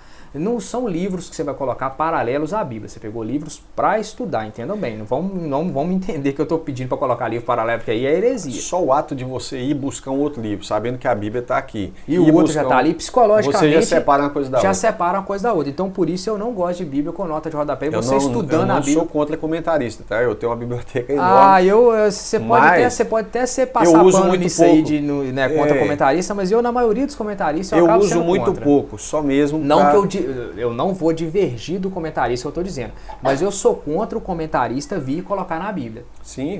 Foi igual aquela época que deu uma confusão tremenda lá sobre comentários da Bíblia, quando um cantor evangélico, não vou citar nomes aqui, porque eu também não quero ficar trazendo polêmica, esse não é o objetivo do nosso canal, tanto que eu nem faço debate, vocês já sabem disso. Ele fez uma Bíblia para ele, no nome dele. Teve uma Bíblia, uma vez que foi feita uma Bíblia de jovens, que foi colocada uma banda de rock na Bíblia também, e as palavras eram todas cheias, a Bíblia cheia de gíria. Não, a Bíblia cheia de gíria. Entendeu? Então essas coisas assim, Então, por isso que eu isso falo é que uma aberração. é por isso que eu falo que assim, eu sou contra essas coisas de nota de rodapé, pessoa que acrescenta coisa que fica colocado na Bíblia. Eu acho que deveria, assim, não. Nem no final da Bíblia colocar lá, igual essa Bíblia minha aqui. Essa Bíblia minha aqui é a Bíblia do ministro. Aqui tem, te ajudando, te ensinando, te ajudando a conduzir um culto fúnebre, a um aniversário. Tudo bem, mas eu acho que ainda poderia estar fora da Bíblia. Seu material separado, né? O manual do ministro. Eu ainda acho que poderia estar fora da Bíblia. Existe o manual do ministro separado. Eu ainda acho que poderia, porque fica tudo num livro só. Aqui a Bíblia já é, né, o que é a Bíblia? Um compêndio de vários livros, né? Uma biblioteca. Sagrados e inspirados. É uma biblioteca com vários livros. Aqui nós temos Mateus, Marcos, Lucas, vários livros. Aí a pessoa pega e coloca um negócio no meio aqui, você não vai confundir, Felipe? Entendeu? Então, que aí a editora tem a linha dela. Então eu achei muito interessante quando eles começaram a colocar na faculdade aula de psicologia, aula de didática e aula de pedagogia. Essas três especial eu achei muito interessante. Depois eles colocaram direito e administração. Tem muita disciplina, sociologia. Porque as igrejas hoje estão sofrendo tanto que foi necessário colocar até direito para a gente estudar. Nós estudamos um semestre sobre direito e um semestre sobre administração. Eu achei estranho, mas achei muito bom, porque ajudou muito. Depois na prática você vê, né? Que é bom. Mas só, eu não sei se você tem mais alguma coisa para complementar aí. Não, então, só resumir isso aqui. Aquela questão do relâmpago não é invisibilidade, mas é visível. Sim, não, ficou claro. Tá? A questão do abrir e fechar de olhos não é do arrebatamento que fala mais da transformação do corpo.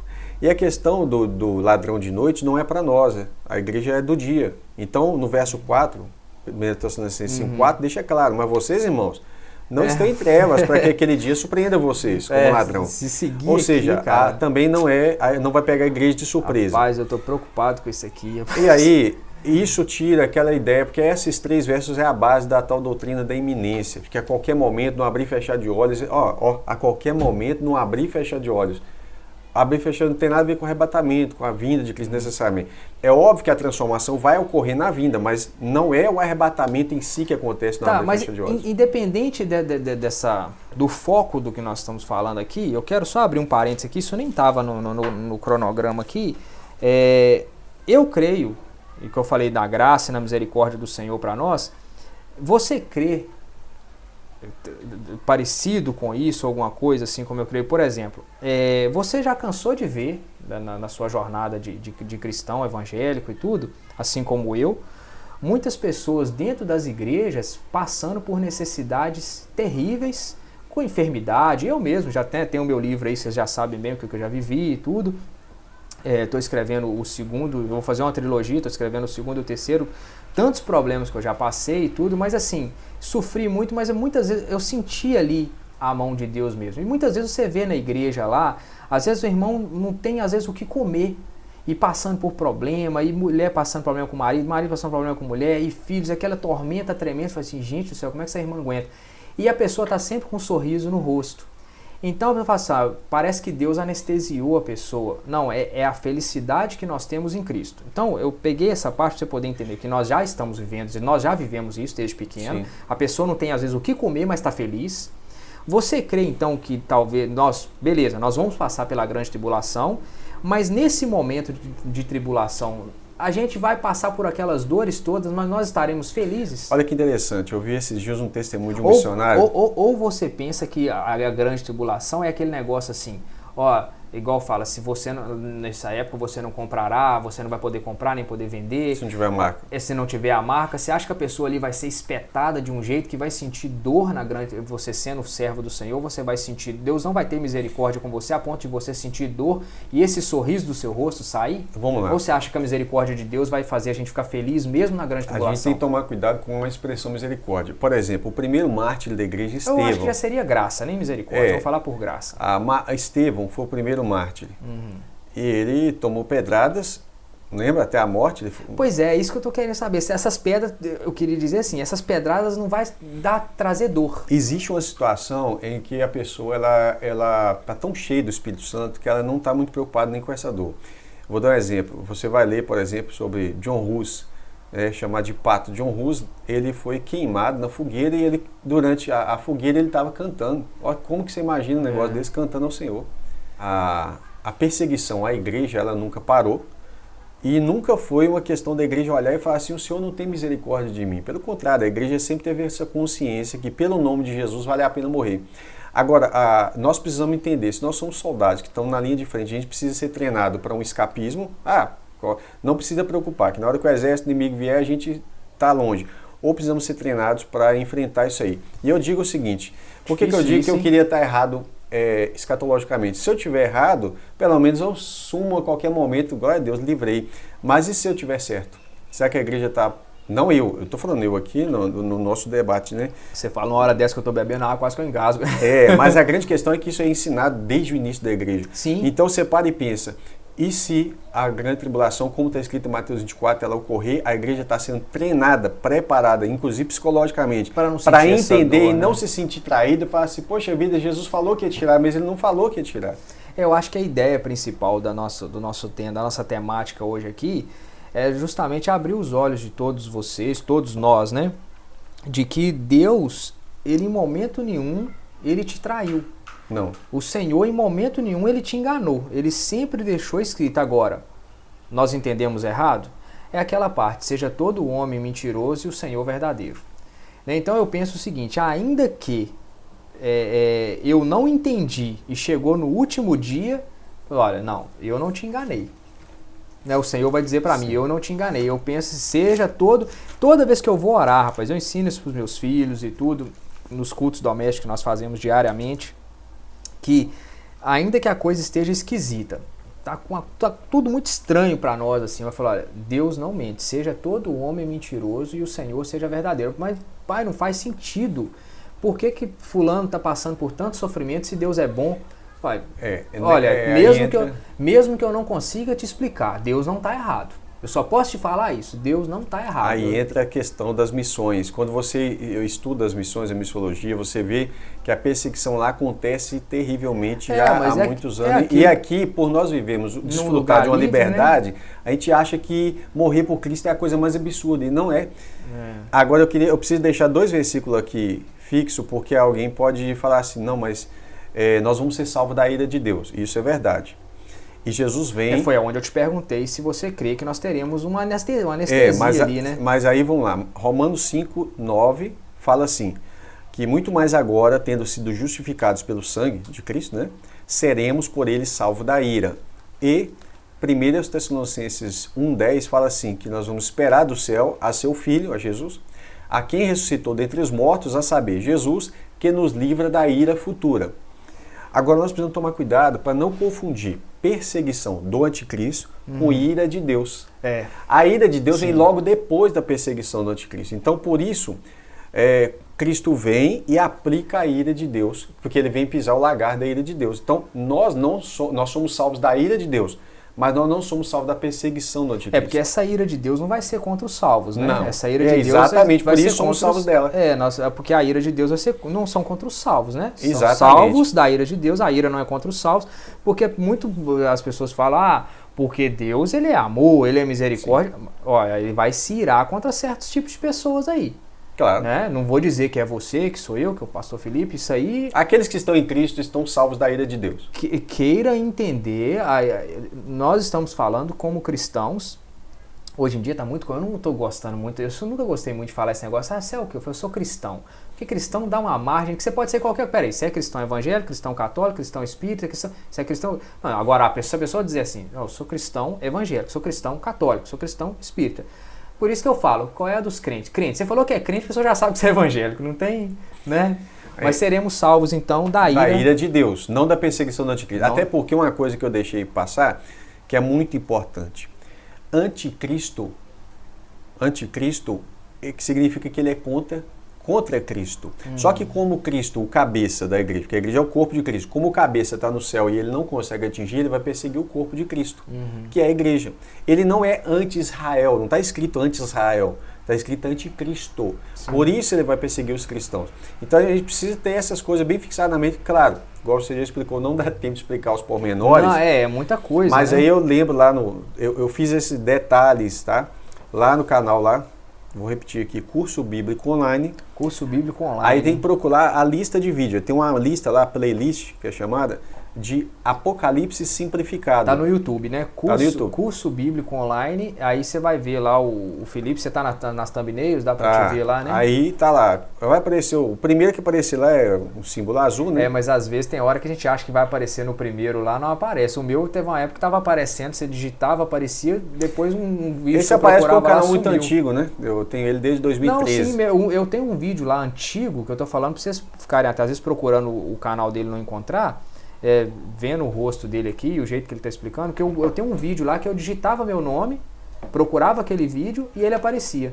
Esses dias eu procurei e já não aparece mais. Eu tive que fazer uma busca no meu canal para encontrar o vídeo. Não, mas o canal acha. Porque o YouTube ou tem então hora o site. O YouTube dá umas bugadas aí. A gente tem um site também, cursobiblicoonline.com.br. É ótimo. Então do site já acha. Aí lá. já vai para lá. Beleza, ótimo. Anota isso aí. Pode ir lá, pode seguir? Amém, meu irmão. Para mim tinha terminado. Tinha terminado? Quer que eu fale? Olha, então, eu só vou fazer umas perguntas aqui como se fosse Misericórdia. Não, jogo rápido. Porque nós já passamos de 1 hora, estamos o quê? 1 hora e quase 1h30 de bate-papo aqui já. Mas eu só queria fazer para a gente poder finalizar aqui. Eu entendi bem aqui, né? Imagino que todos vocês entenderam. Quem não entendeu, você tem a oportunidade de pausar a entrevista, voltar e vindo e etc. Né? Dá com a pra Bíblia aberta. Com a Bíblia aberta de preferência, né? Para não ter esse problema aí. Mas nós já entendemos aqui, só para eu poder fazer o que eu anotei aqui, como será o fim nós já entendemos, como será o julgamento.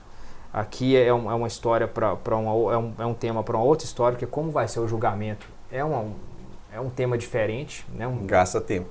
Vai demorar tempo tanto quanto isso, mas é fato que vai ter um julgamento, sim, né? Porque olha que só para eu poder entender, só para a gente entender, seremos salvos, subiremos, a igreja vai ser arrebatada.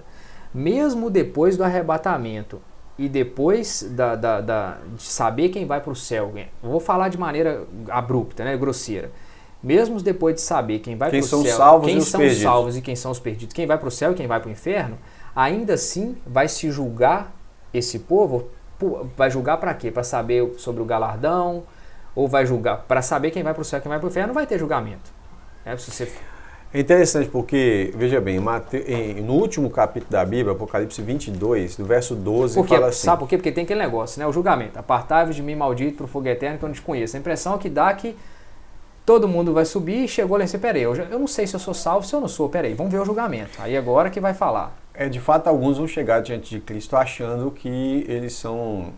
Paulo até alerta para a gente, e João também vai falar nas suas cartas, para a gente estar com as vestes limpas, ou seja, viver nessa santidade para não ser envergonhado naquele dia. Porque quando Jesus voltar, ele vai, quando acabar com tudo, né, e vier o fim, vai subir, aí vai ter gente que vai se apresentar diante de Deus que não morreu, né? Por isso eu penso que tem o julgamento, né? Existe ali o tribunal de Cristo, tem o juízo final, então por isso que gasta muito tempo. Aí é grande. Mas olha que interessante esse verso para o pessoal meditar. Apocalipse 22, 12 fala assim, eis que cedo venho, e o meu galardão, que é a minha recompensa, o prêmio, né, está comigo, para dar a cada um segundo as suas obras.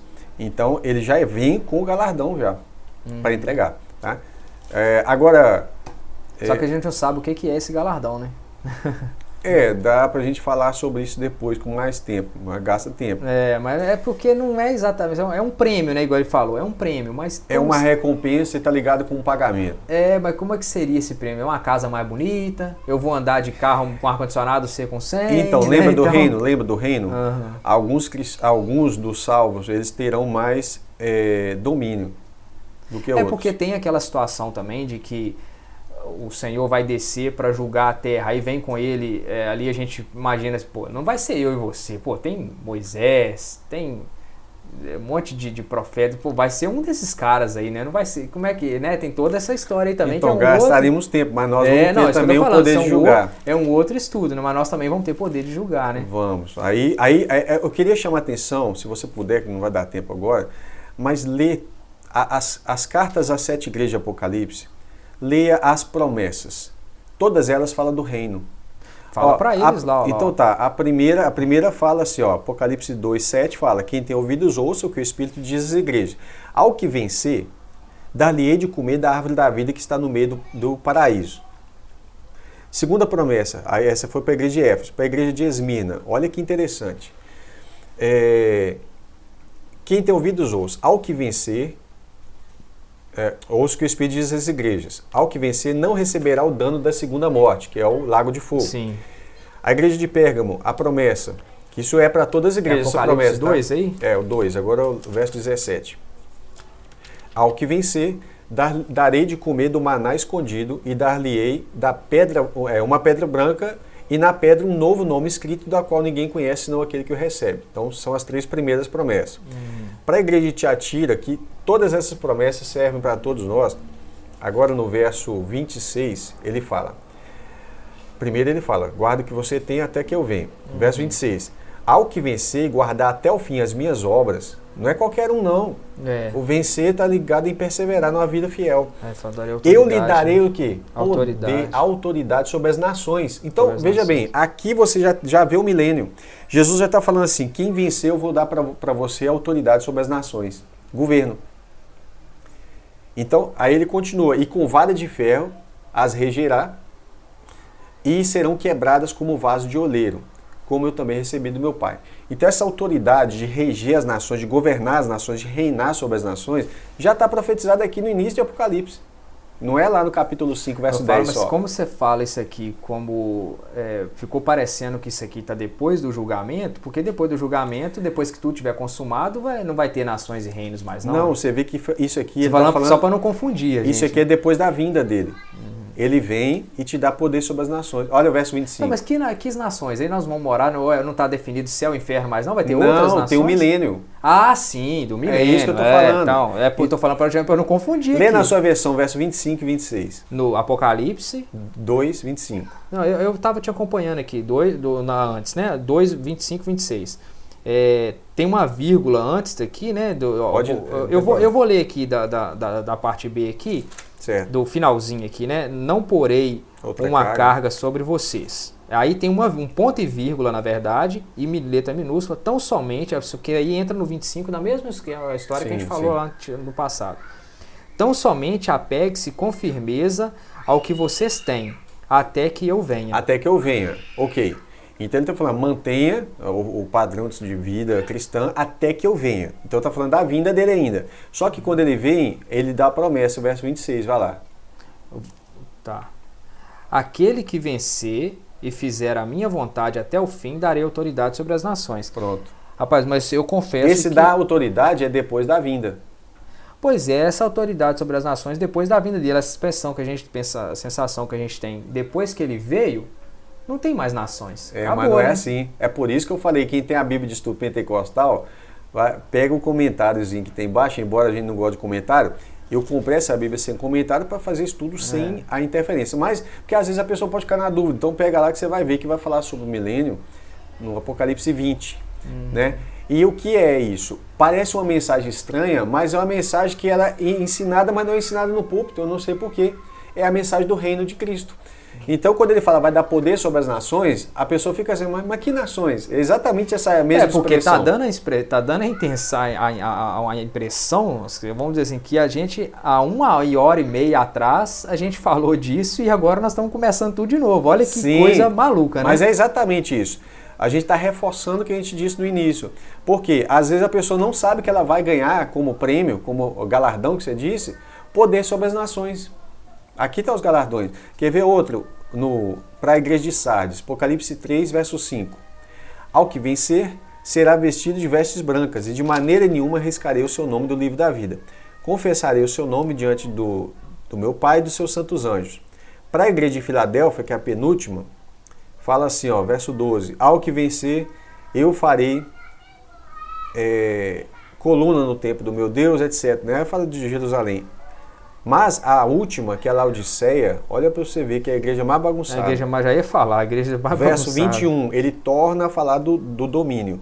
Eu preguei uma vez numa igreja que falava sobre a restauração da Laodiceia. Meu, gente do céu, eu lembro desse negócio. Rapaz, pensa numa pregação que eu cheguei numa igreja que já... Olha o nome da igreja, foi Jesus amado. Para que restaurar um negócio que...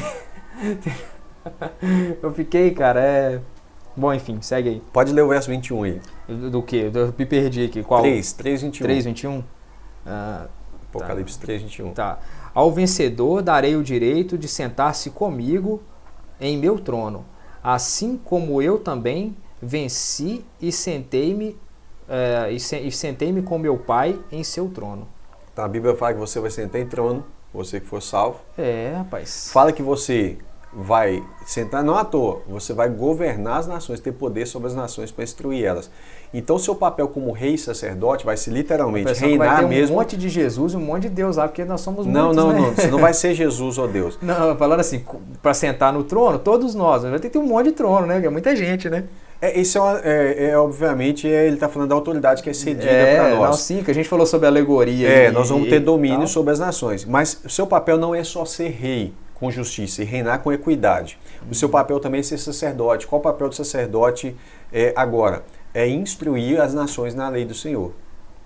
E por isso que fala que vai ser quebrada como vaso de barro. Ou seja, lembra a expressão que nós falamos, Senhor, me quebra e me faz de novo. Você quer falar assim, reconstrói a minha mente, a minha maneira de viver. Mais, não. Eu não peço isso mais não, já sofre demais. Então, mas a ideia é reconstruir a mente, né, trazer a mente de Cristo, os seus padrões de vida. Então, as nações vão ser quebradas nesse tipo. Elas precisam ser totalmente desconstruídas nas suas ideologias e reconstruídas agora na lei do Senhor. Certo. Irmãos, nós vamos ter que parar por aqui. Eu queria continuar falando disso aqui, o tempo necessário para poder dar fome de conhecimento, né? Querer entender, mas realmente é coisa que demanda tempo, demanda estudo. Então eu sugiro para vocês a maneira mais simples, né? Que é você mandar as perguntas. Mas pergunta aí mesmo, abaixo do vídeo, né? Vocês têm meu contato também no Instagram, Facebook e tudo mais. Pode mandar lá as perguntas e eu vou repassar essas perguntas para o pastor Felipe. Tudo que ele falar aqui, obviamente, ele terá o direito de rebater para alguém que tiver uma ideia ali oposta e quiser um esclarecimento, não debate. Eu peço primeiro que vá lá e assista aqueles vídeos, porque está tudo explicadinho. E eu vou pedir uma coisa para os seus inscritos. Escreve lá, vim pelo canal do Wilson. Aí eu já vou. Vai ser legal, né? Vai ser legal. Coloca mesmo já lá. Já vou estar ligado quem fica mais a gente está ressuscitando o canal aqui, né? A penúltima, a entrevista antes do pastor Felipe aqui foi com os meninos lá e tudo, mas daí eu não gravei mais entrevistas, mas que vocês estejam atentos a isso aí. Irmãos, e tendo esse livro, né, maravilhoso, como regra de fé e prática, é aquilo que nós falamos, você não vai ser enganado.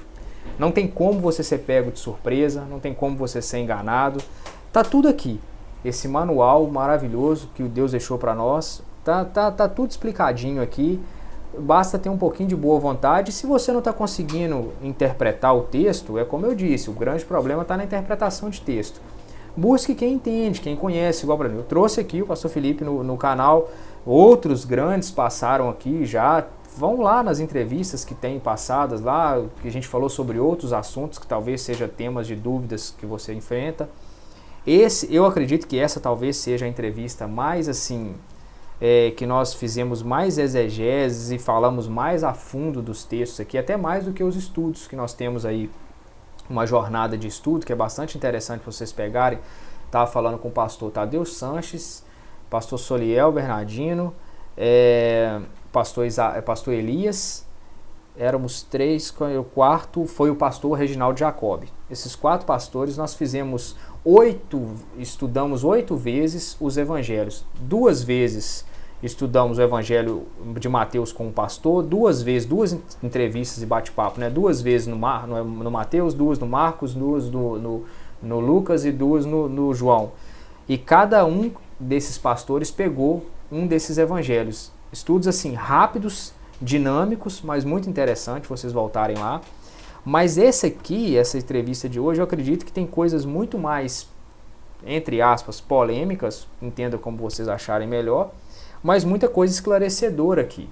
Creia você que você vai passar pelo milênio, pela grande tribulação ou não, temos aqui um estudo riquíssimo para você aprender e procurar saber o que de fato vai acontecer, né? Você vê, a Lavínia, minha filha, vai fazer 9 anos ainda, o Mateus, 13 anos, vai fazer 14 em dezembro ainda, todos eles cheios de perguntas para o pastor que estaria aqui. E eu trouxe algumas dessas perguntas para ele aqui no ar e trouxe em off também. Agora, não justifica você em casa, com a Bíblia nas mãos, adulto, pensa-se pelo menos ajuizado, e você não procurar saber a verdade das coisas, a verdade dos fatos. Isso realmente me preocupa um pouco. Né? Eu estou aqui já deixando uma mensagem para você que acha que assim, você sempre coloca a culpa no seu pastor. Porque o pastor, né, o pastor Felipe, está lá tentando te ensinar. O pastor me ensinou assim, mas você não teve a curiosidade de pegar a Bíblia. Hoje todos nós temos a liberdade de pegar a Bíblia, ler, e você tem a liberdade, além de ler essa Bíblia, chegar no seu pastor e falar, pastor, me explica isso aqui. Isso que eu ia falar. E se ele não consegue te explicar aquilo ali, pastor, vou conversar com fulano de tal, aí você conversa, pastor, eu conversei com o outro pastor ali, o pastor Felipe, ele me falou sobre isso. Irmãos, não é pecado você buscar o conhecimento. A Bíblia, o que nós... Desde que não seja só para um orgulho, né? Não, por orgulho, para querer ficar batendo boca com os outros, isso é palhaçada, isso é besteira. Agora, você buscar o conhecimento para você entender de fato, só ficar batendo boca na escola bíblica dominical só para poder mostrar quem tem mais, só para mostrar quem entende mais do que o outro, querendo desmerecer o professor que está lá na frente. A gente viu muito isso nas igrejas, né, no passado dos anos aí. Mas você buscar o conhecimento, isso não é pecado. É necessidade. É a necessidade. O pecado, o que a gente entende da palavra pecado? Pecar é você errar o alvo. Você estaria errando o alvo tentando estudar mais a Bíblia? Claro que não. Né? Então, se a sua igreja não te dá essa liberdade de você procurar a verdade, esclarecimento disso aí, eu acho que você tem que rever qual a igreja que você está. Né? Não faz sentido. Tem que rever a igreja que você está. Eu acho que se o pastor da sua igreja não está te dando essa liberdade de você buscar o conhecimento, tem que rever a igreja que você está. Porque eu conheço igrejas assim, que falam que você... Não, pastor, você pode ficar abismado com isso aqui, porque eu fiquei. Eu conversando com um rapaz, eu estou fechando a minha Bíblia, igual os pastores fazem na igreja, quando fecha a Bíblia que está acabando. Eu conversando com um rapaz e ele falou comigo que na igreja dele, eles são de fato incentivados a não ficar lendo a Bíblia, porque a letra mata. Aí você já vai saber de que igreja que eu estou falando, enfim. Porque a letra mata. Tem um texto bíblico, meu irmão, que está lá escrito que a letra mata. Você tem que buscar revelação. Irmão, que revelação. Eu lembro do pastor Soliel Bernardino, na primeira entrevista dele, quando esse canal começou, se não me engano, é a primeira entrevista do canal. Ele falando que não tem nada mais para ser revelado. E isso trouxe uma certa polêmica, que ele da Convenção Batista Brasileira, ele falando, rapaz, se tiver mais coisas para poder ficar sendo revelado, vamos ter que escrever outra Bíblia. Porque o que tinha que ser revelado já foi. Aí a gente tem, não, tem aquelas revelações pessoais que o Senhor fala com você de maneira pessoal, é uma coisa para você. Agora, no quesito de inspiração, de inspiração divina, no já sentido foi da feito. Bíblia, só... Mas aí as pessoas ficaram assim, não, esse pastor de Mas igreja então, tradicional. aí eu pergunto para essa igreja, né, como é que ela faz... Que a letra mata. Letra mata e carrega a Bíblia, não faz sentido. Não faz sentido, né? São coisas discrepantes, né? Então, tá bom. Pastor, deixa uma mensagem pro pessoal aí pra gente finalizar. Eu já falei da minha parte aqui, né? E deixa uma mensagem, despede do pessoal aí. O que eu posso dizer é o seguinte, quando eu comecei a estudar isso, eu tive um conflito muito grande. Eu tentei me apegar aos comentários para ver se achava-se um meio de livrar dessa... Deus usou alguns irmãos muito simples e importantes para me orientar nesse caminho.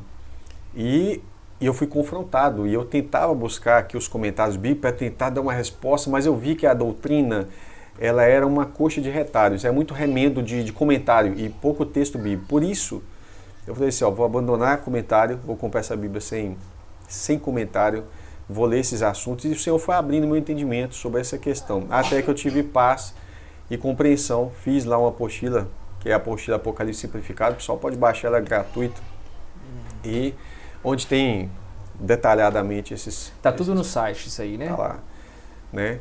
Fala de novo o nome do site aí.